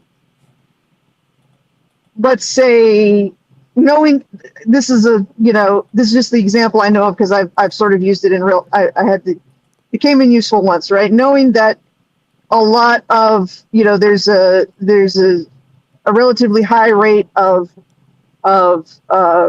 female victims, or probably victims of any gender, sex, that they don't report SA crimes. That there's a propensity for them to be more embarrassed and not want to report, and a lot of times it's like close associates or family or other people that were witnesses or something that end up reporting those kinds of crimes rather than the actual victim. So that's a statistic, but I have at least once in my life found that. Oh, I think you cut out. Ah, we lost her. It might. I think the Mesa reared up again. Track, were you still there? Oh, okay. We all get the soapbox, not loss. That's my point about free speech. Is we all get the soapbox. I don't know what the rest of the stuff you're asking. But I would say in a free speech society, anybody gets the soapbox that wants it. Especially in the age, I think it's easier to have free speech now than in the past because anybody can start a social media account and boom, there's their speech. They have their soapbox. We all get our own personal soapbox now. You can have multiple soapboxes across many different platforms. So it's even easier now to get your speech out there.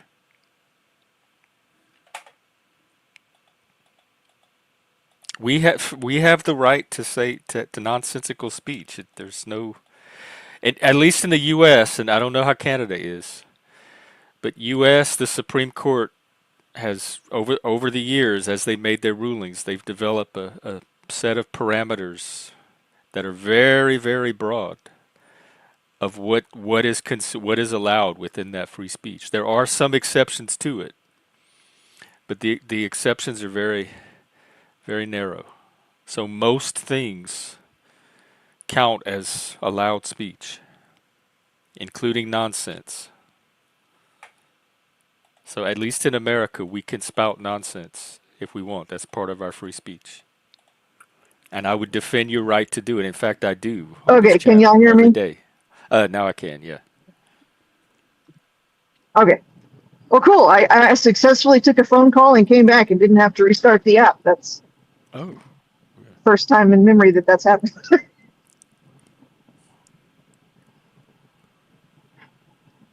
You were talking about the the essay statistics.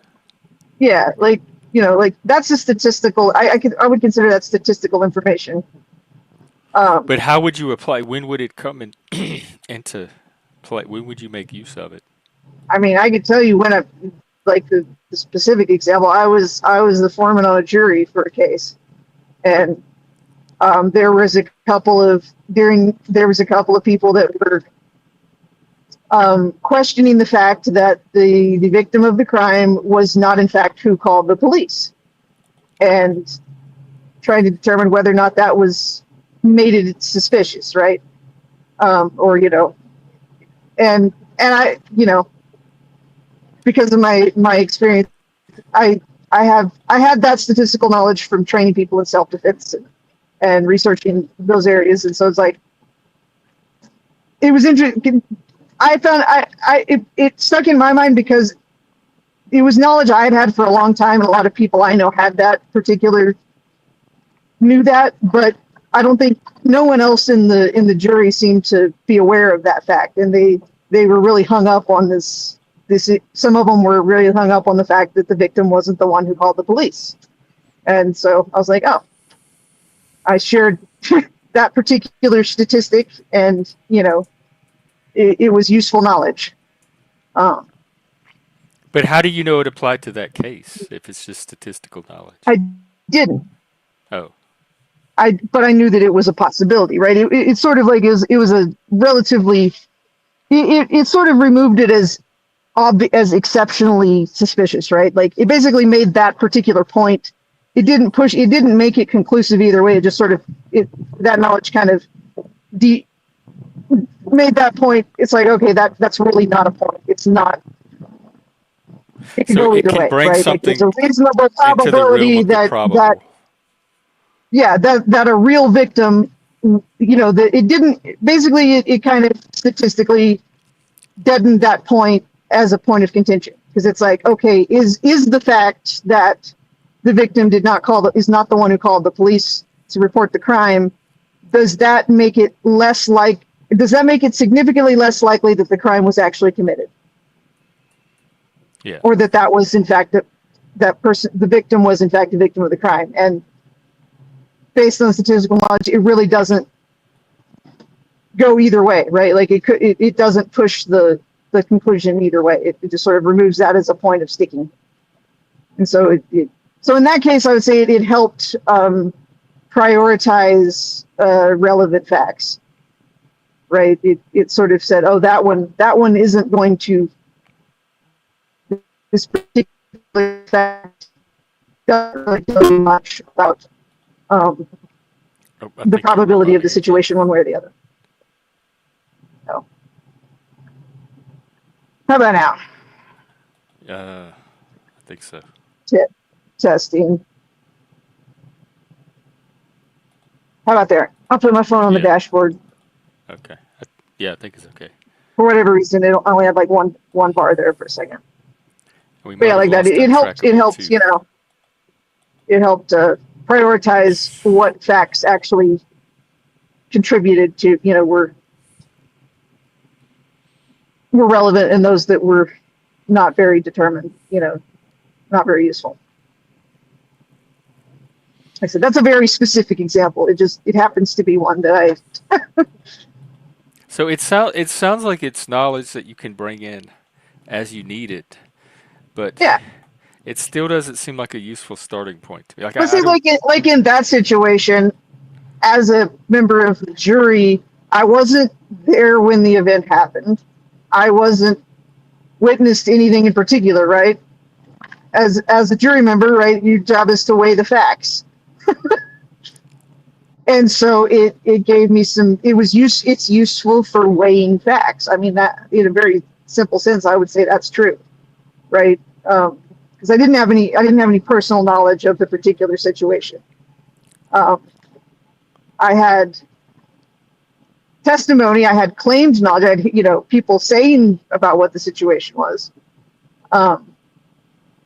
The only sort of assumption you had is that, okay, it either is, and when it comes down to the verdict was based on, was it or was it not this situation? And, so you weigh the facts, you try to figure out what facts weigh towards it, the conclusion one way or the other. So I guess in that, yeah, it's like statistical knowledge helped in picking which facts had the most weight. Or appropriately weighing the facts. And I mean, it's just other things, where it's like only situation that's probably the only sort of like long-term situation where it's like, yeah, you're making a judgment about a situation about which you have no personal knowledge, right? So you're trying to weigh facts based on statistics. Yeah, it's based on your general knowledge being applied to the claimed facts of the actual people involved, right? To like see to filter for probability. Right. Okay. Yeah, I can kind of see that. I mean, in other cases, it's a lot of it's more, it doesn't I would say the usefulness often doesn't last as long. But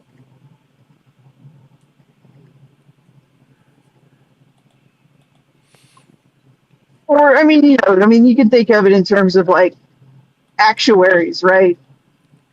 Running all the probabilities on, what factors can make you a riskier person to sell car insurance to. Oh, right. Yeah. Right. So that could be stuff like that, where where you're a little removed from the situation. Stuff like that can be quite useful.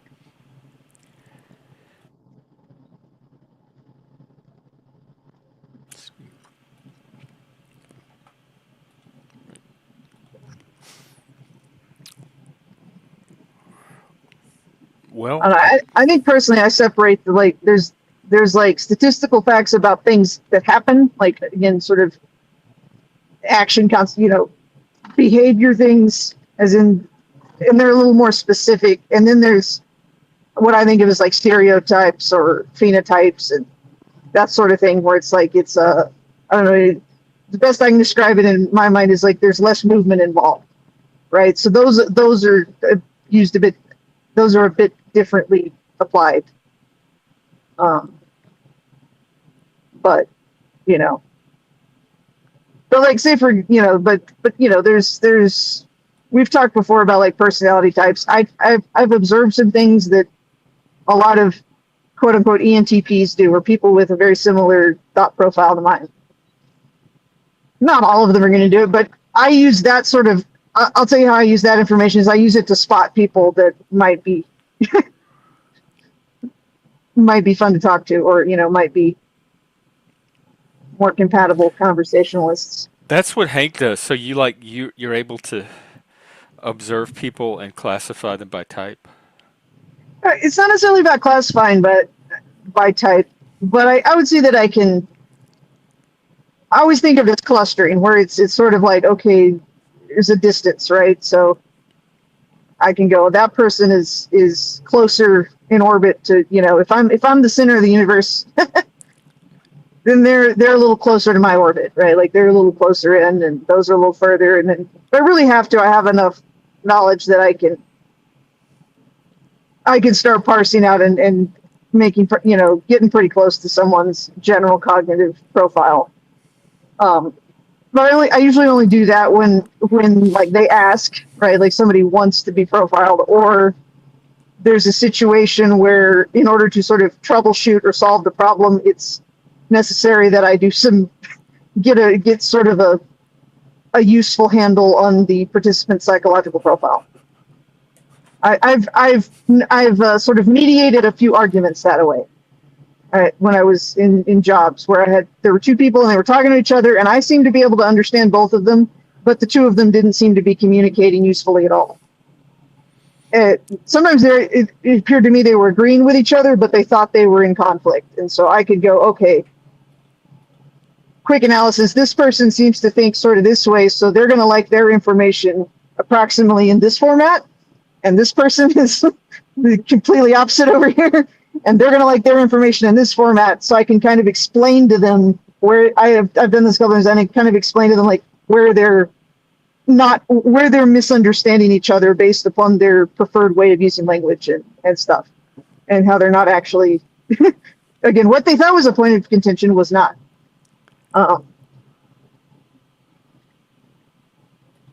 But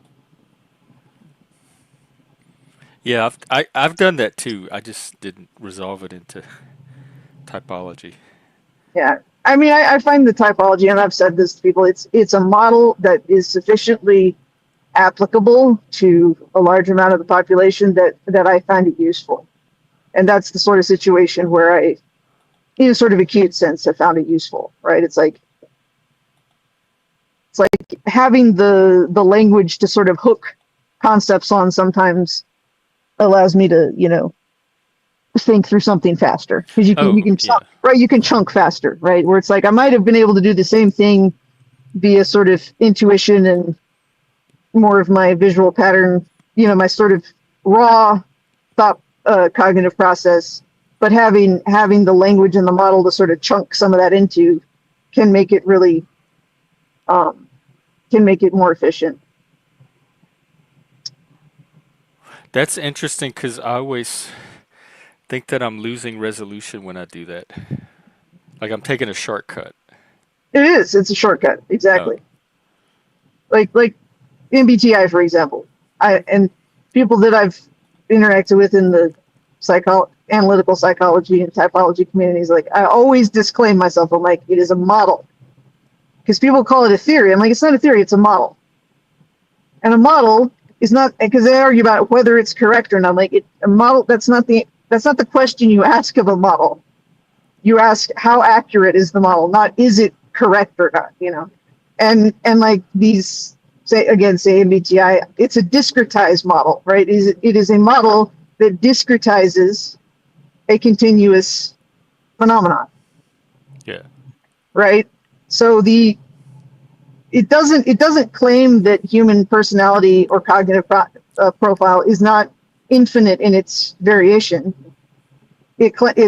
Right, the claim is that there are there's a sufficient clustering for there to be a discernible pattern, right? And then you sort of, whatever size you want to discretize to, 16 types or whatever. Okay, what are the 16 most distinct clusters? And you kind of build a model based on that. If you did a good job observing, then it's going to be a useful model because you took something continuous and infinite and broke it down into 16 chunks.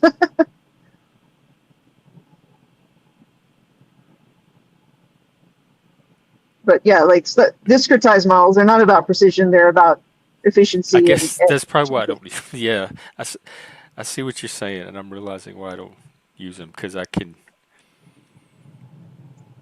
If I don't have to resolve something into a model, it's easier for me to deal with it as an individual case. Yeah. Because they're all going to be different. And I did that with teaching too, and like special ed kids.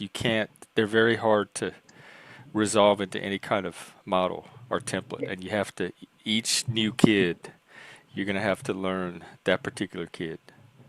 Yeah. Well, I mean, when I taught college classes, I'll admit that at that point, I was pretty comfortable with using the model, like I said, kind of quick and dirty for interactions with people that I didn't know very well. And I used it with my students. There was one that I called out, I identified, like literally by reading their code, I was pretty sure they were either an ENTP or an ESTP or something close enough to it that that general type of personality. I'm like, okay, I knew what to do with them. But and anybody, and if someone, like if a teacher had tried to interact with them, like say, the same way they would interact with more of an introverted type, like it wouldn't have worked out very well. Like that, I would say that it allowed me to customize the way I interacted with my students better, right? It probably works better for norm, like people with the statistical norm anyway. It does. MBTI, as far as I can tell, it's the application of Jung's. It's a formalized application of Jung's theories of cognitive functions as applied to the 99%, right? As applied to what Jung would call the undifferentiated. Oh. Right? And that makes sense, right? Like if 99% of people are closer together than the other 1% are to each other or them, right? Like, and it does, and a lot of those models break down pretty clearly when you get to the outliers, right? Yeah, I was about to say that because I work mostly with the differentiated, the divergent. Right. And like Jung, he actually, what I always found interesting is he completely didn't care about the undifferentiated, right? He was only interested in the outliers. So they took a theory based, a model based that was he was using to try to differentiate outliers.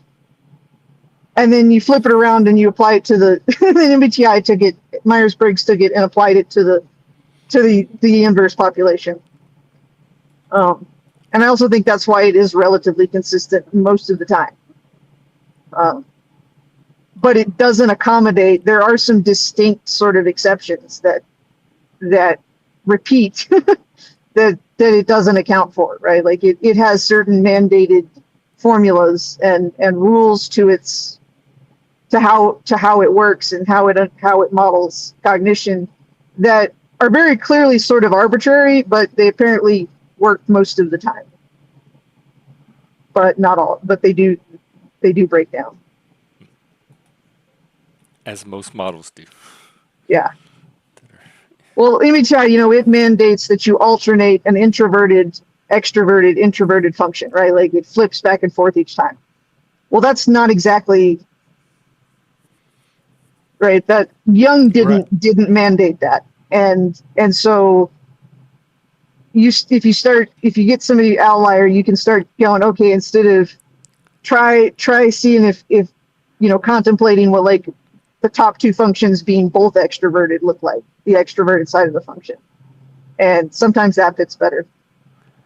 And it works off of tendency too, so that and Jung would call those doesn't predict unbalanced. any one moment. Right. It's a pattern over time. Yeah. But seeing life like a program, probably so. I think she does some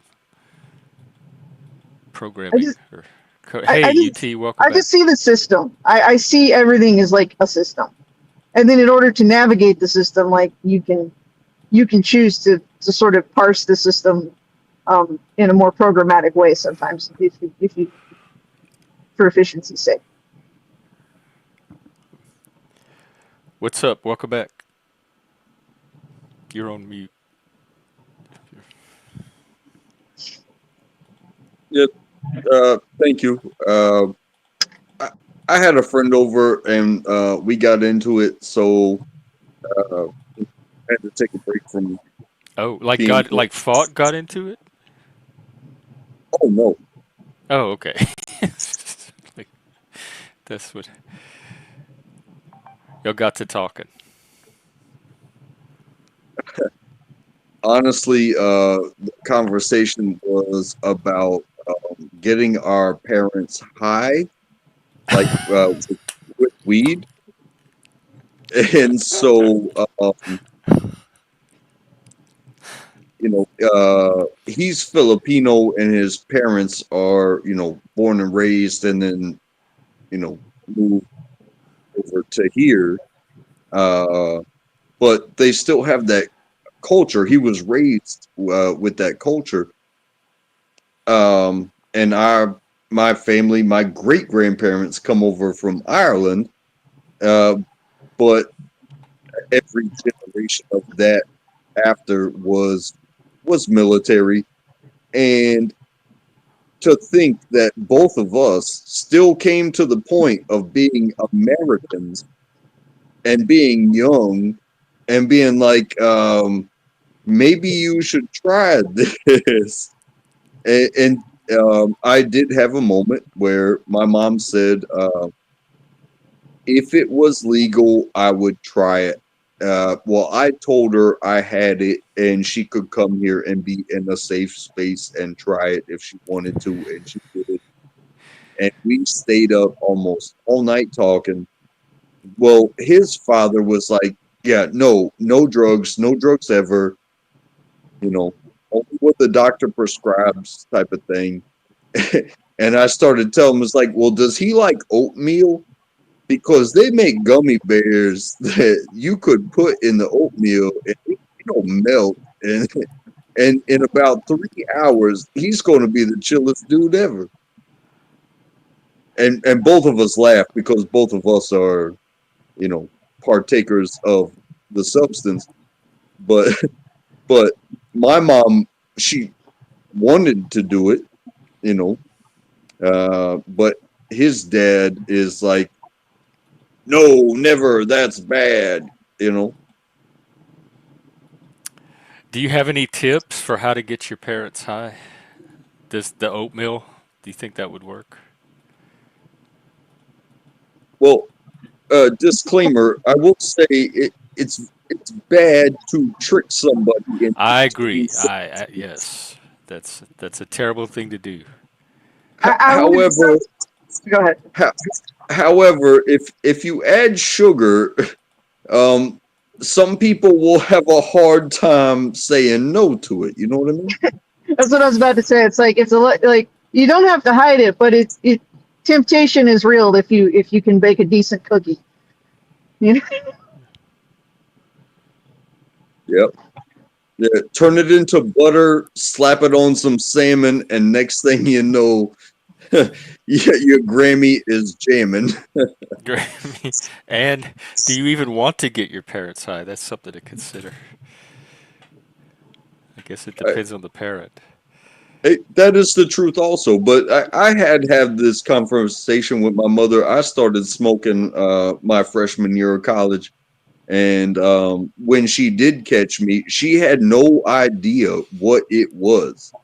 She just said that it smells like a skunk and get it out of here. So that's what I did. I just started finding other places to smoke weed. And then when she found out that I was a habitual smoker, she was like, I would try it if it was legal. And then comes the day that says, hey, I have it. And you're telling me that you would try it. So if you're serious, let's just set up a time. You have a safe place.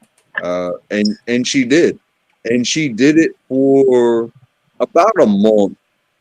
But Oh, her issue was that she would smoke a bowl in the morning to alleviate aches and pains and anxiety. hmm. But then she couldn't drive her car, so if she had something to do, it's like, okay, she alleviated the aches and pains and anxiety, but now she has no faith in her ability to operate the motor vehicle. So it kept her home, and it crushed a lot of things for her. So it's like, oh, okay, so now you have to deal with aches and pains and anxiety, but you know that you can go get your groceries, and you can go to the doctor's office and things like that. You know what I mean? Yeah. She's learning to prioritize. That reminds me. I got some of those Zen things, and I'm going to try one. What's the Zen thing? They're like it's just nicotine salts in a little packet, and you just stick it in your lip Oh, and absorb it. Zen salts. Let's see. And when it comes to substances, I prefer stimulants.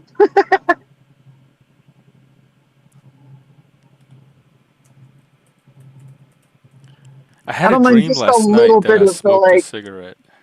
the was it the I've had just a little bit of memories, like just a little bit. Like I like the physical. It's great for like if you want to like do a stretching session or something. But I've also watched people they that like to do more of it. They turn into what appears to me to be like NPCs. Like you ever played a game where where some of the NPCs like don't have their tracking quite right and they keep trying to like walk through a wall.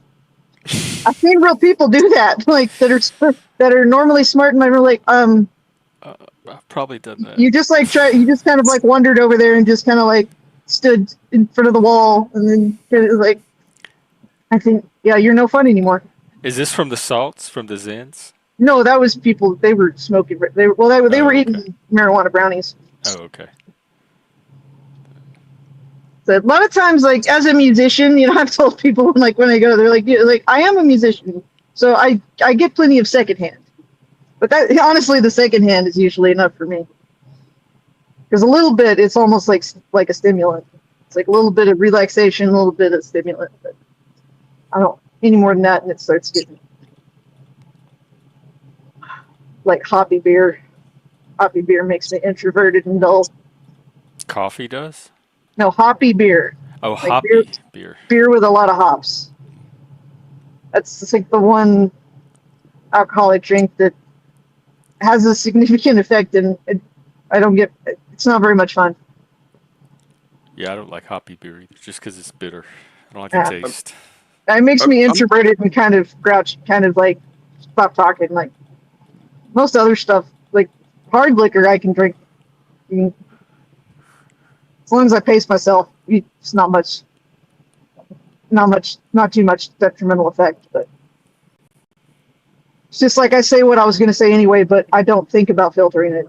You know, the filters just things that go through the filters faster. But I still would have said it with or without the alcohol.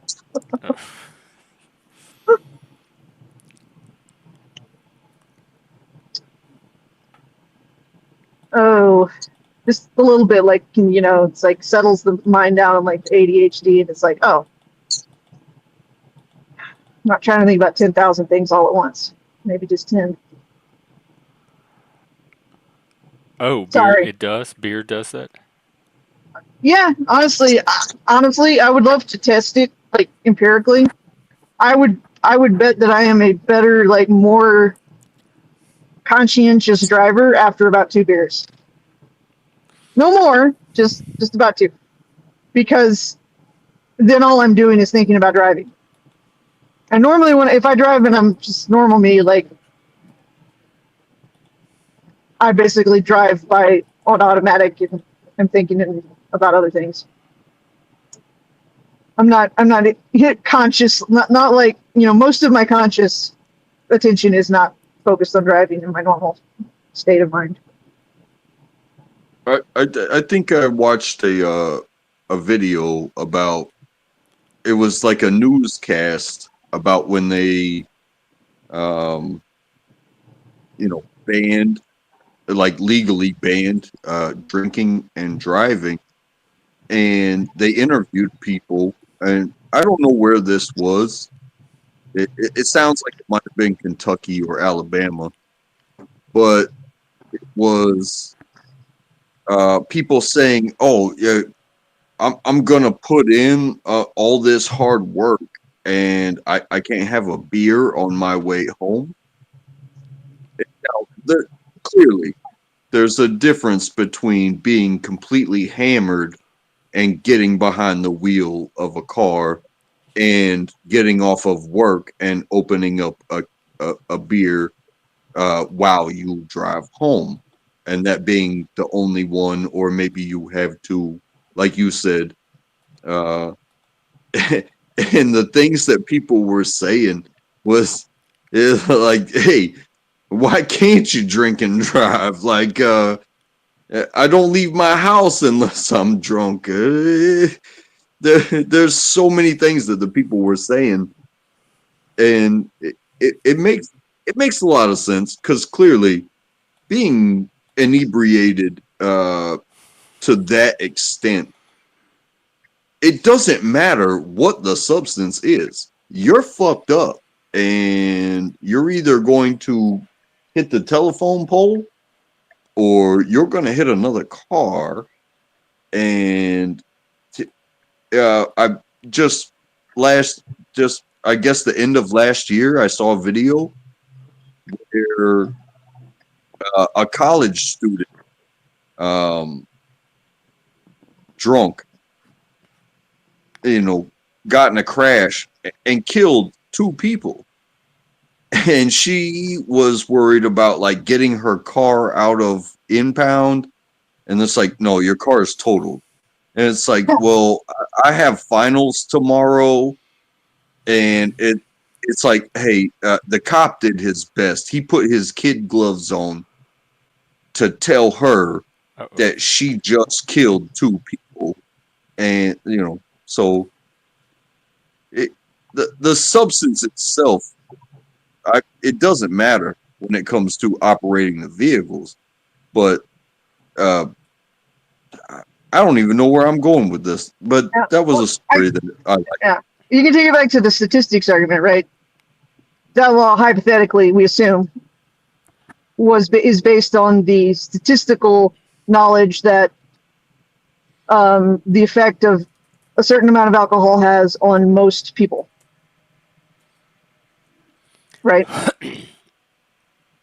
Like that. You know, I've observed different phenotypes, and it's like alcohol has a very different effect on some people.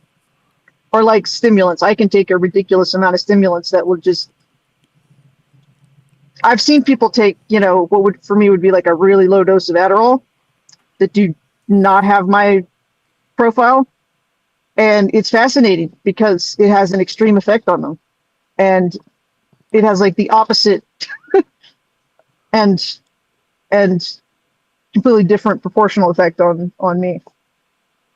But I am also like, here's another use of statistical knowledge. I understand that I'm the exception. I know that my anecdotal differences based on statistical knowledge are not the norm. So you think the 0.08% that we currently have is reasonable? I don't know. It covers most people. I don't know. It might. I think it does because the time that it takes the body to process. If I come home after work or go to the bar after work and I have 2 pints of beer, and then immediately after drinking those 2 pints, I get in the car and I go home.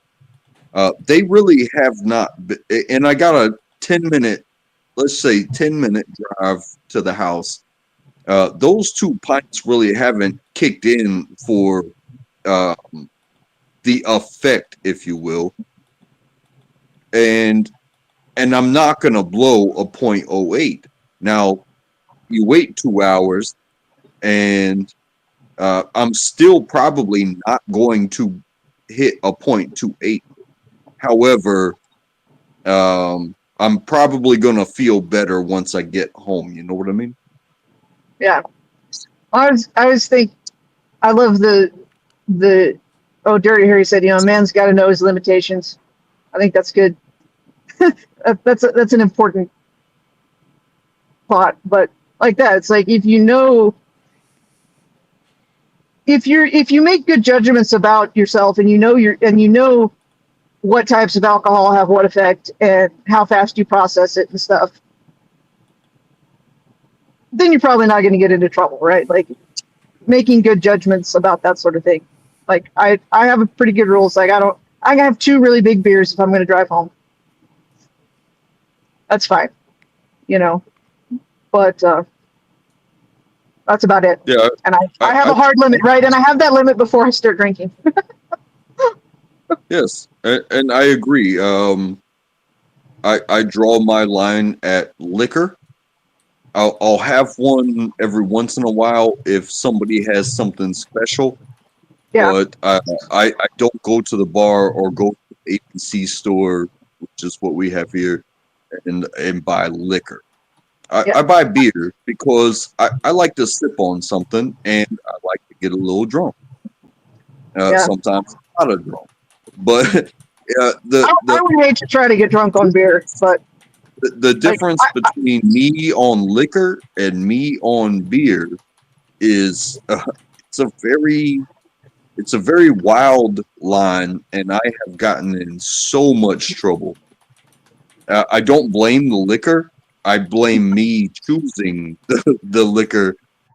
But beer, like, you know, I'm either going to throw up if I have too much, or I'm going to go to sleep. Whereas the liquor, I have said some horrible things to some people that I care dearly about, and so I don't do that anymore. Yeah. I don't mind liquor. And I have a friend like this. It's like we're, you know, we can drink a lot more liquor than we can beer before we start getting a little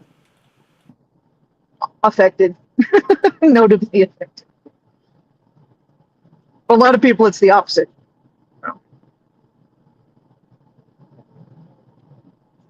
For some people, you know, tequila's an interesting one because people seem to be in either or on that one.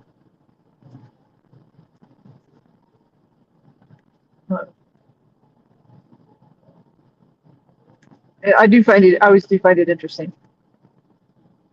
And also some people, like you said, like you were saying, it, processes a while.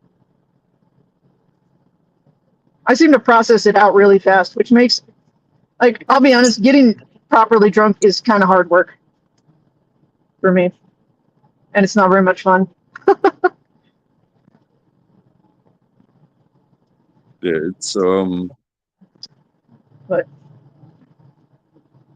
was it the Kraken, like, cold brew, the cold brew rum?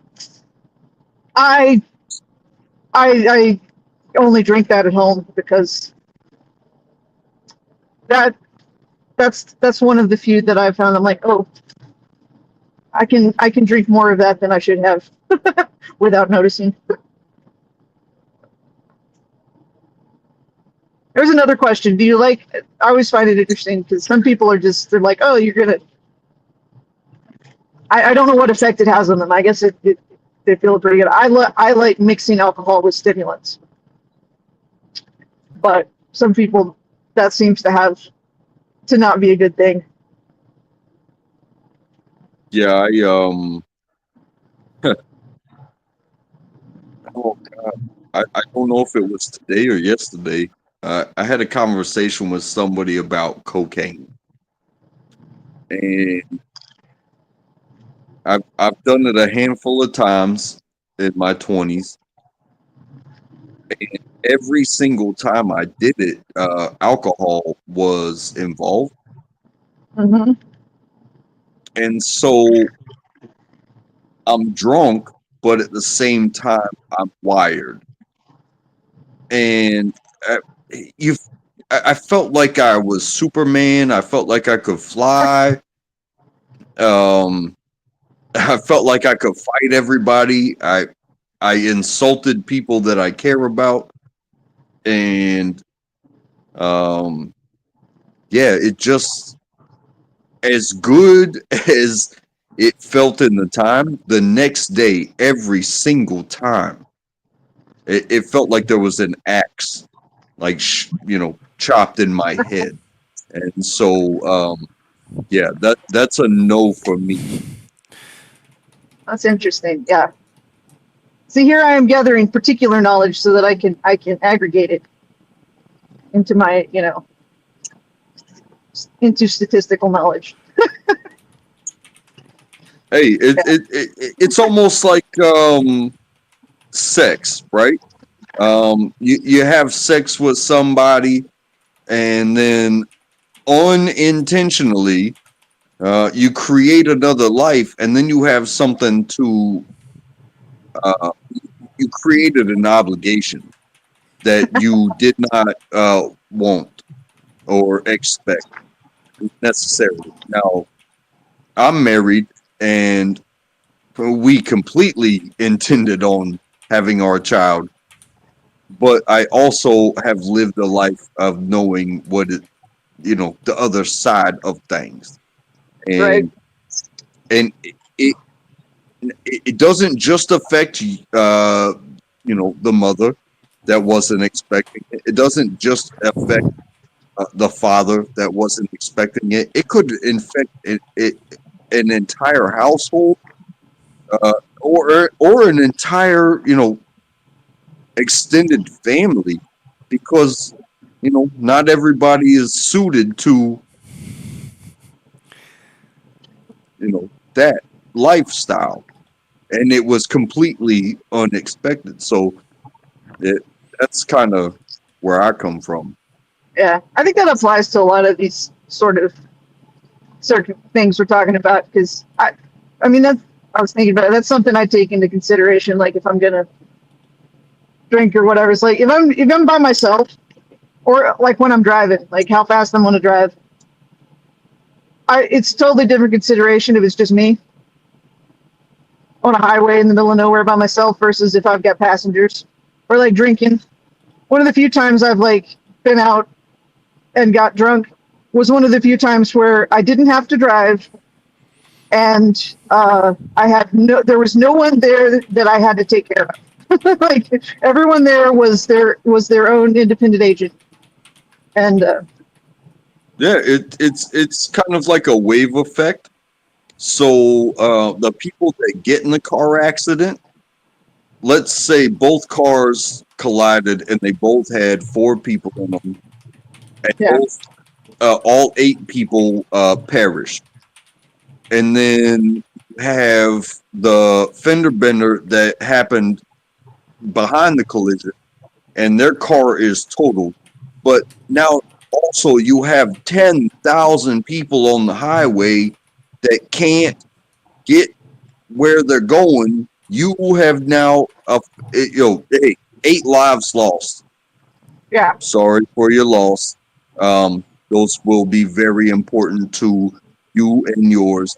But when you're sitting back there and you're the like 10,000th person, and you're just like, hey, I'm gonna be late for work today because the highway is shut down, and I'm sitting here just burning gas, and maybe, hey, what happens if I don't have a full tank of gas?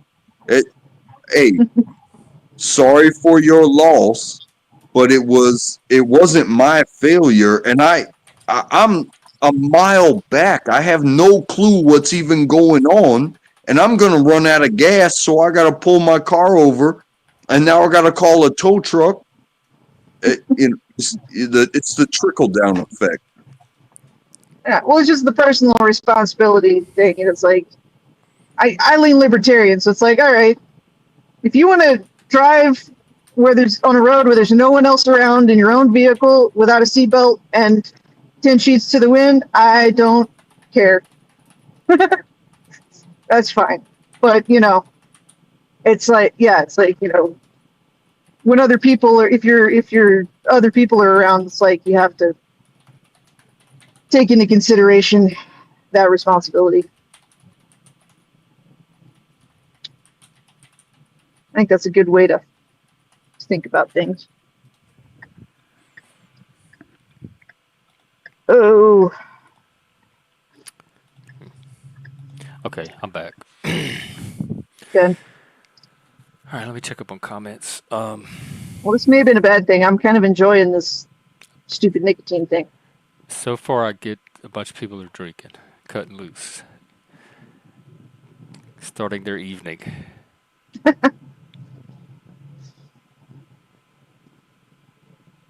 Wait, what? Wait, what's going on? Hang on.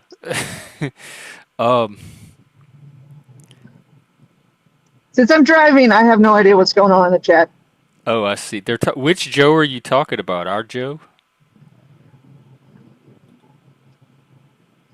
Oh, I think it's a different Joe. Never mind. See, I know my limitations. I will talk and stuff while I'm driving, but checking the chat, no. Ah, okay. Is that the guy that's in jail?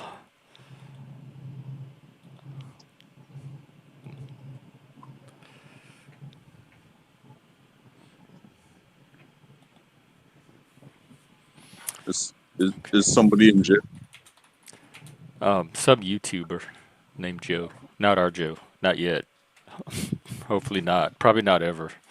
He doesn't seem like the type to end up in jail. YouTubers named Joe. I think I know a law tuber that I watch named Joe. It's the only one I can think of.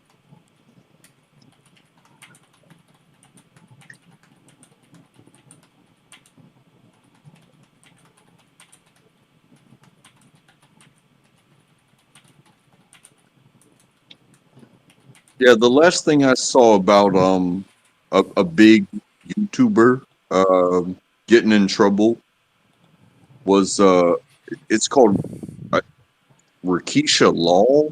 Oh yeah, Nick Ricada. Rakeda. Oh, Yeah. I'm familiar with the name. I think I saw him a few times. What happened?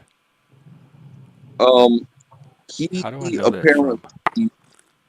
as far as I can remember, and I could be wrong on this, but he was on drugs, and I don't know if it was a driving violation or something like that, but he kind of got found out somehow about that he was on drugs, and he crashed out.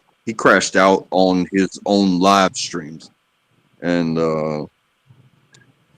you know, I really do love the law explanation channels. Those who go over court cases and whatnot, and apparently he had an issue and he crashed Yeah, I think He crashed he out. learned streamed it a 2 little weeks bit. ago. He did a stream. I think he's resolved. I think he's resolved it, or because he wouldn't talk about it while he was. Because I noticed he was talking about it and saying some drug possession Jeremy, stuff. Joseph is your brother? They overcharged him a bunch, like they typically do. But I do like Nick Rekieta. I will admit to it. He's fun. Yeah, I never I've never heard of him until I heard about the crash out. Yeah, But a lot of people like. It was one of those But I guess- situations where a lot of people just suddenly were like, everything you're accused of must be true. And it's like, half of what he talked about on his channel is, how the prosecutors, because he's kind of leans on the defense side of things. And it's like, most people that hang out around him is like, understand that a lot of prosecutors are overzealous. And it was sad to watch, but I think it's turned out about like I guessed, where it's like, yeah, he did a little bit of wrong, but it wasn't nearly what he was accused of. And He was accused of he was accused of like like illegal drug, like child stuff. abuse and a bunch of crap and a Lord. bunch of like weird They accuse everybody of that on here. stuff of like crazy stuff with another YouTuber and his wife. There was just all kinds of crazy stuff that both the legal charges and then just hearsay. Oh, well, he seems to be back. Yeah. And more or less thriving. He's pretty entertaining if you don't mind someone with no filter. And he's pretty smart, and he definitely takes the, libertarian kind of perspective on a lot of stuff. I started watching him when he got kind of really big when he covered the Rittenhouse trial, and I watched. Oh. That's how I got onto him. That trial made me mad. Those prosecutors were. He seems pretty. I'm watching him now. He seems pretty normal, just like a normal white guy.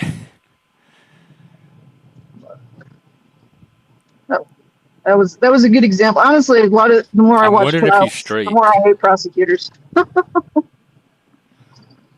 Do Oh, I? is he a prosecutor? No, he's a defense attorney. Oh. Like prosecutors, are you familiar with the Rittenhouse trial? Yeah. Yeah. A little bit. I mean, watching those prosecutors and like the BS and they didn't care. It was not about the truth or justice. It was just about putting Kyle in prison forever. You know what I mean? It was just. But that's their job as prosecutors. Yeah, but their job is to charge people with the crimes they actually committed. And then make a case. And then make a why they're case. Guilty. And actually have evidence. And it's like, but it's also their job, if they don't find the evidence to support the charges, then they're not supposed to prosecute it. Right? They're not supposed to make stuff up. They're not supposed to pull dirty tricks. And there's this moment during discovery when both sides get to see all the evidence that they're willing to use in a case, and so everybody gets to see everything. They just get to argue, was this a crime or not? But I mean, a lot of prosecutors don't play fair with discovery, and they pull out. But how do they surprise get stuff. away with it? I thought our system was built to Like because, they can well, I object mean, and the judge can because they have overrule the it. power of the state, right? So unless you have a really judicious judge, which, and I think Mercatus the show is probably where I heard this exact or a phrase like this, but I agree with it. A lot of the lawyers that become judges are not your top. They're not the cream of the crop, right? Because it's not the highest paying situation, right? It's a lot of not great lawyers end up being judges, and there are good judges out there, but there's a lot of judges who basically don't interact objectively, right? Like they're supposed to be objective, they're not supposed to take sides, and a lot of them take sides pretty hard with like the prosecution. But are there checks and balances on the judges? Like I know some of them are elected, some are appointed. There's appeals. There's higher courts. So Not a it's not lot. just like I think the system is built to survive getting an occasional bad judge here and there. Yeah, but when you have mostly bad judges, it's bad. That Most would of the worry me if it's most mostly of the bad judges I've seen are either disinterested, either they're apathetic, right? So they just kind of let it roll, right? Like they don't. The judge is supposed to be the referee, so I'm going to use kind of a fighting analogy, but it's like they're supposed to be the referee. They're supposed to call the fouls, and they're supposed to call them evenly on both sides, and regardless of whether they agree with, they may think they're the defendant's guilty, whatever. They're supposed to objectively referee the match, and Yeah. a lot of judges don't. They will sustain the prosecution's stupid what do you call it when they objections, and and reject the defense's perfectly reasonable objections. I mean, you see a lot of that, or sometimes how much they're of that? apathetic, and they just won't. They don't ref at all, and But that's how bad. those sound like bad judges? But how many judges you think are actually like that? To me, it would be a very small number. I think more than you think. I think more than is good. Oh well, I don't know. Like, there's no way to determine objectively, I guess. And I'm just assuming most judges are when there you've to got do their job. overly aggressive prosecutors, which seems to be the norm, it's even worse, right? Because it's like they overcharge people, and then there's the whole thing. Like I think the one thing that apparently the system ended up causing and doesn't handle well and causes a lot of problems is the plea deal, the way the plea deal thing works, right? So the standard practice seems to be prosecutors overcharge in order to leverage a plea deal. And, you get, I mean, I've known people personally like that can't afford a defense attorney. The public defender is, even if they're honest and competent, they're busy, and they're not going to invest a whole lot of time in any one case. And so the prosecutor says, here's a completely awful plea deal. And like I had a friend, and I kept encouraging him, like, you hold out until a reasonable plea deal, because these are absurd, right? They overcharged him, right? He did some things wrong, but they accused him of a ton more, right? And then finally, like, what happened is the first not absurdly ridiculous plea deal that they offered him, he took, which is still way more than he probably would have got going, than he deserved for what he actually did. And they do that all the time. And don't they have bar associations? Like, you can report bad lawyers too? Yeah, but I mean, that's not really against the rules. It's within the rules, but I would consider it, objectively unethical, right? But it seems to be extremely common practice. And then when they get to actual courts, then they've overcharged them so much that if the person loses big time in court, doesn't do well, they could go to prison for 10 times what they deserve, and so Well, they end up taking a plea deal uh, for twice what they deserve.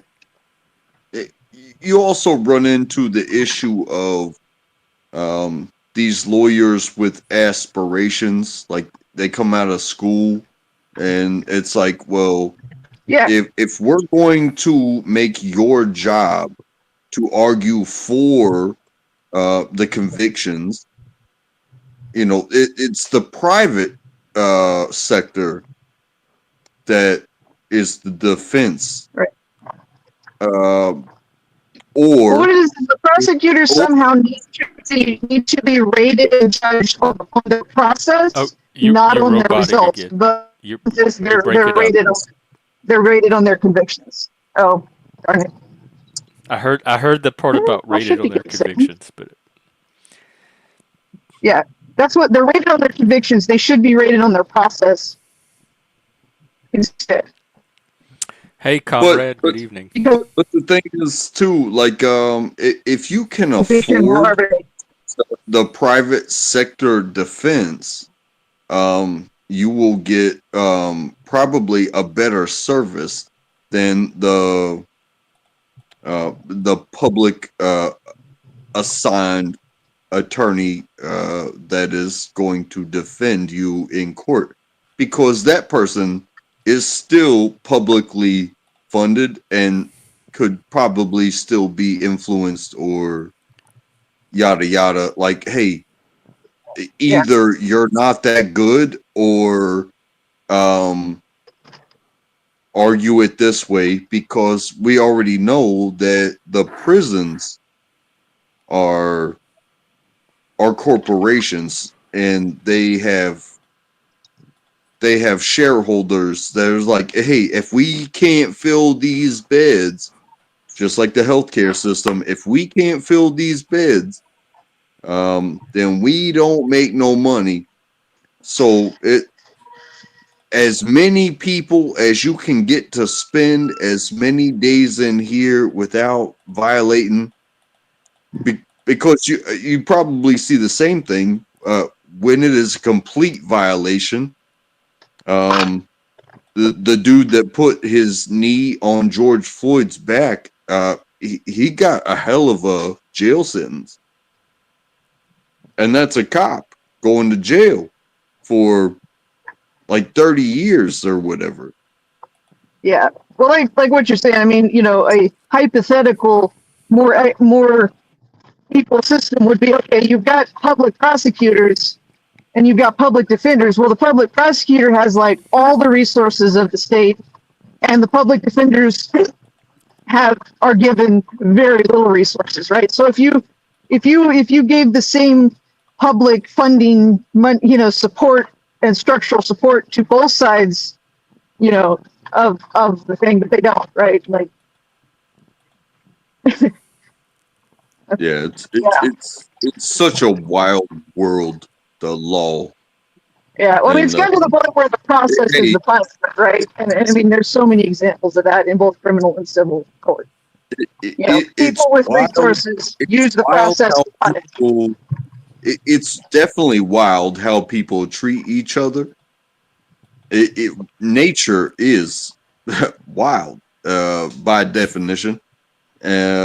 So to think that it wouldn't be in literature that governs us, regardless of the structure, it's just wild. And to see it play out, and it's not you, it's not me, so wow. So y'all think That's all I OJ is can say. guilty? Who's that? OJ. I don't know. Should he have gone to? Was he not prosecuted well enough? I'm sure he was prosecuted well. I mean, I'm personally the belief that it's better that some guilty parties go free than innocent parties getting punished. I think the system should Yeah, I err in would that probably direction. lean in that direction too. Right, and that's the part that is if you fair and square defeat them in the court of play, right? Whether you're guilty or not, if you defeat them at the process, then you get away with it, right? Like, and that's a necessary possibility. That's why it's a process. And that's why it can kind of be tough as well, because let's just say I think OJ was guilty. I think he did that. He was. And you look at the crime, you can go deep into the details. It was horrific, and 2 people lost their lives. Yeah, But I mean, what I know about it is the facts that I'm aware of. Lean for towards OJ, but to OJ to go free, when you have people that are caught red-handed, if you will, please serve your time. They also need to make sure that the time meets the punishment, because a DUI on its own, oh, you're habitual, and now you're gonna serve 20 years. But that's what the judge is supposed to do, is when they sentence. They're supposed to make sure the sentence is proportional. That's another one. Like from a personal guy I knew, like a lot of the plea deals came with the sentence rather than the judge allowing it, and that was one of the things I'm like, no, you don't take a plea deal with a mandatory sentence. You can take a plea deal where you confess to some charges, but you make sure a judge does the sentencing like that. I thought the plea deals go through the judge, like they. Yeah, but the thing is if someone agrees to, I plea and I accept the maximum sentence, that's wrong. I think the sentence should always be adjudicated by the judge. I don't know. Well, I wouldn't accept the maximum sentence. That defeats the point of taking I any kind of deal. I wouldn't either, but people do. I'm sure they do. Like I said, I always tell people, I'm like, I'm not an official lawyer. But I give amateur, legal opinions. I just watch the People's Court. That's all I know. Hey, Jeff, I love you, man. I'm gonna head out. Good to see you as always. You as well. I think I'm gonna wrap up myself. I was gonna say, what's your name? I need to look at the screen, see who I was talking to. Untrackable. Okay. Oh, you're not even looking at the screen. We're just talk radio. And you are Ren Rogue? Yeah. Okay. Yeah. Nice to meet you. For real. That was a nice conversation. Enjoyed it. Yeah. Made my drive much more pleasant. Well, good. That's what we're here for. We're the new talk radio and the new Netflix. Take care, Untrackable. It is the new talk radio. I miss good talk radio, but somebody posted an X the other day, and I was agreeing. I'm like, I wake up and I'm like, I wish I could turn on Rush right now, and I can't. It's like, makes me sad. There's probably reruns on YouTube. I wonder how much of it is still relevant. Would still be relevant. Probably a lot of it. Yeah, I used to have the 24/7 subscription, so I could listen to the old shows and all of the parodies, all the the Paul Shanklin, the Weird Owl of political parodies. Some great ones. Gross. Andy Dick is still around. I thought speaking of going to jail, didn't he do something? What does he have now? A radio show? A TV show? What is Andy Dick doing? Let me look him up. Homeless predator, from Hollywood star to homeless predator. Andy, what happened to you? Why didn't anyone see that coming? Oh my God, it looks like he has meth mouth. If I get too noisy, let me know. I gotta roll the window down here for a minute. Okay. I'm gonna wrap up anyway. I'm at Okay. 4 hours. I need to Let's figure out go. what happened to Andy Dick though. Let's I see. gotta back up a trailer and unload some calves. While under house arrest, he created and starred in a he made a reality series of himself under house arrest. That's so Andy Dick. Let's see. What is he doing now?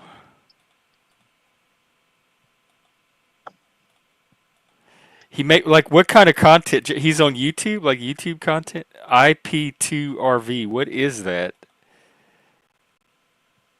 What is IP2RV? I guess I'll look it up. IP2RV. I don't know what this is.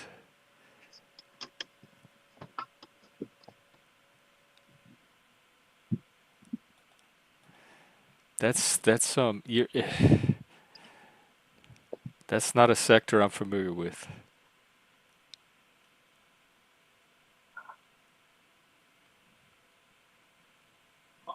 Oh, I hear people. Oh, I forgot about that one.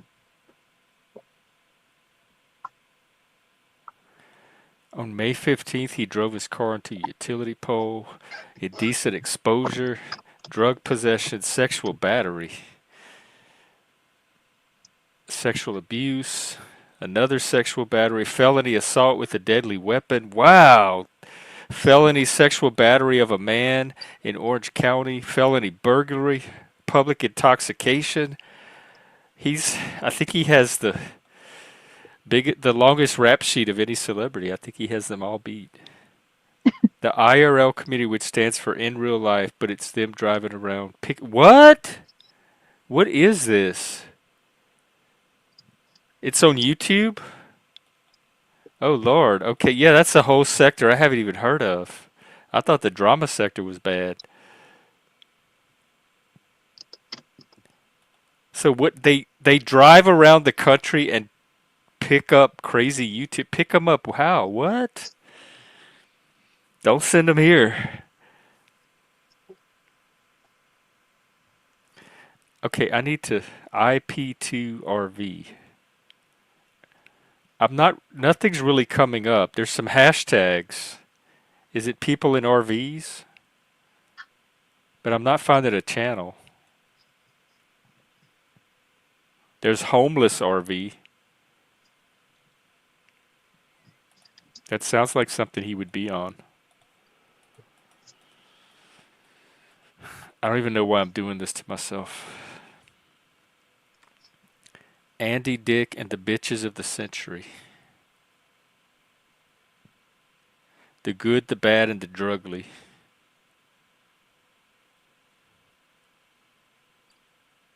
Let's see, does he have anything on television? LaShawn the Aborted Fetus. It's an animated series. What is this?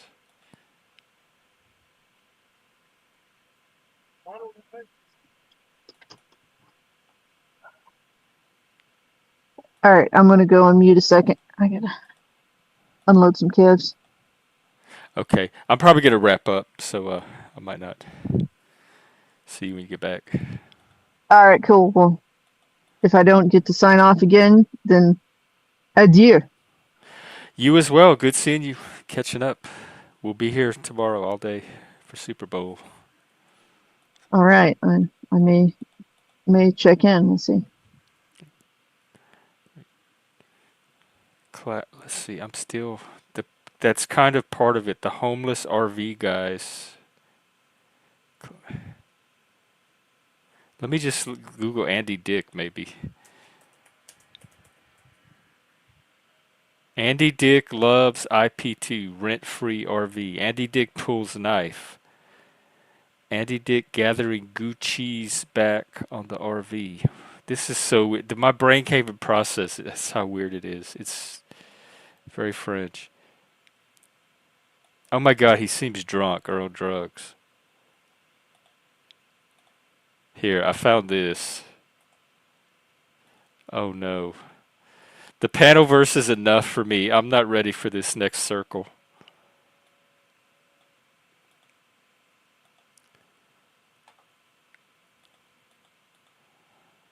Poor thing. He looks the same though. He looks. I used to watch him in the. He was what? Was it Ben Stiller? What was that show he was on? He would do Daphne Aguilera. He looks the same.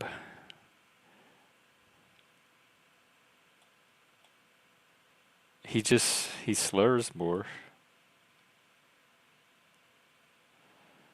What a tragedy. My goal is to at least never end up like Andy Dick, regardless of where this YouTube thing goes.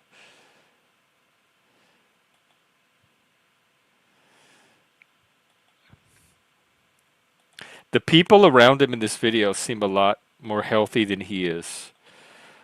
Like they might be exploiting him for content and laughs.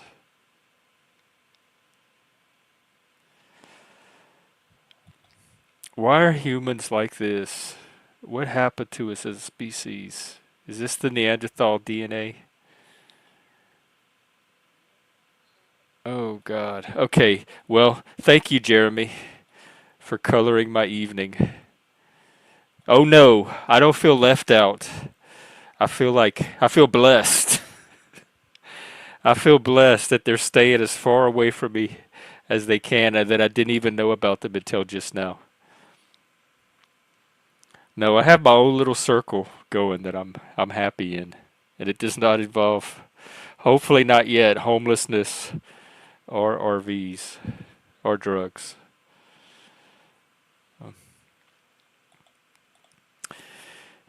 Makes you appreciate the Paddleverse. Yes, it does.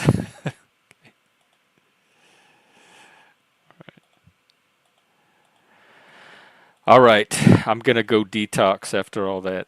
I'll be out tomorrow. I'll start sometime, probably late morning, whenever I get up and going. I know the game is late. What time is the Super Bowl tomorrow? They said it was late. Like 5 in the afternoon or something. 6:30 Eastern, so that's not too bad. That's 3:30 over here.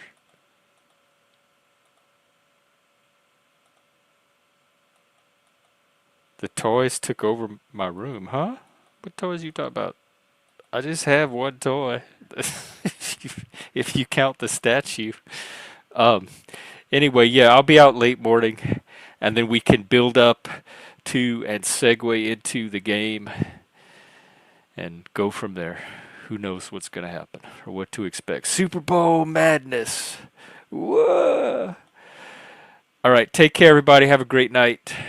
And I'll see you then. Wear your Super Bowl gear, whatever that is.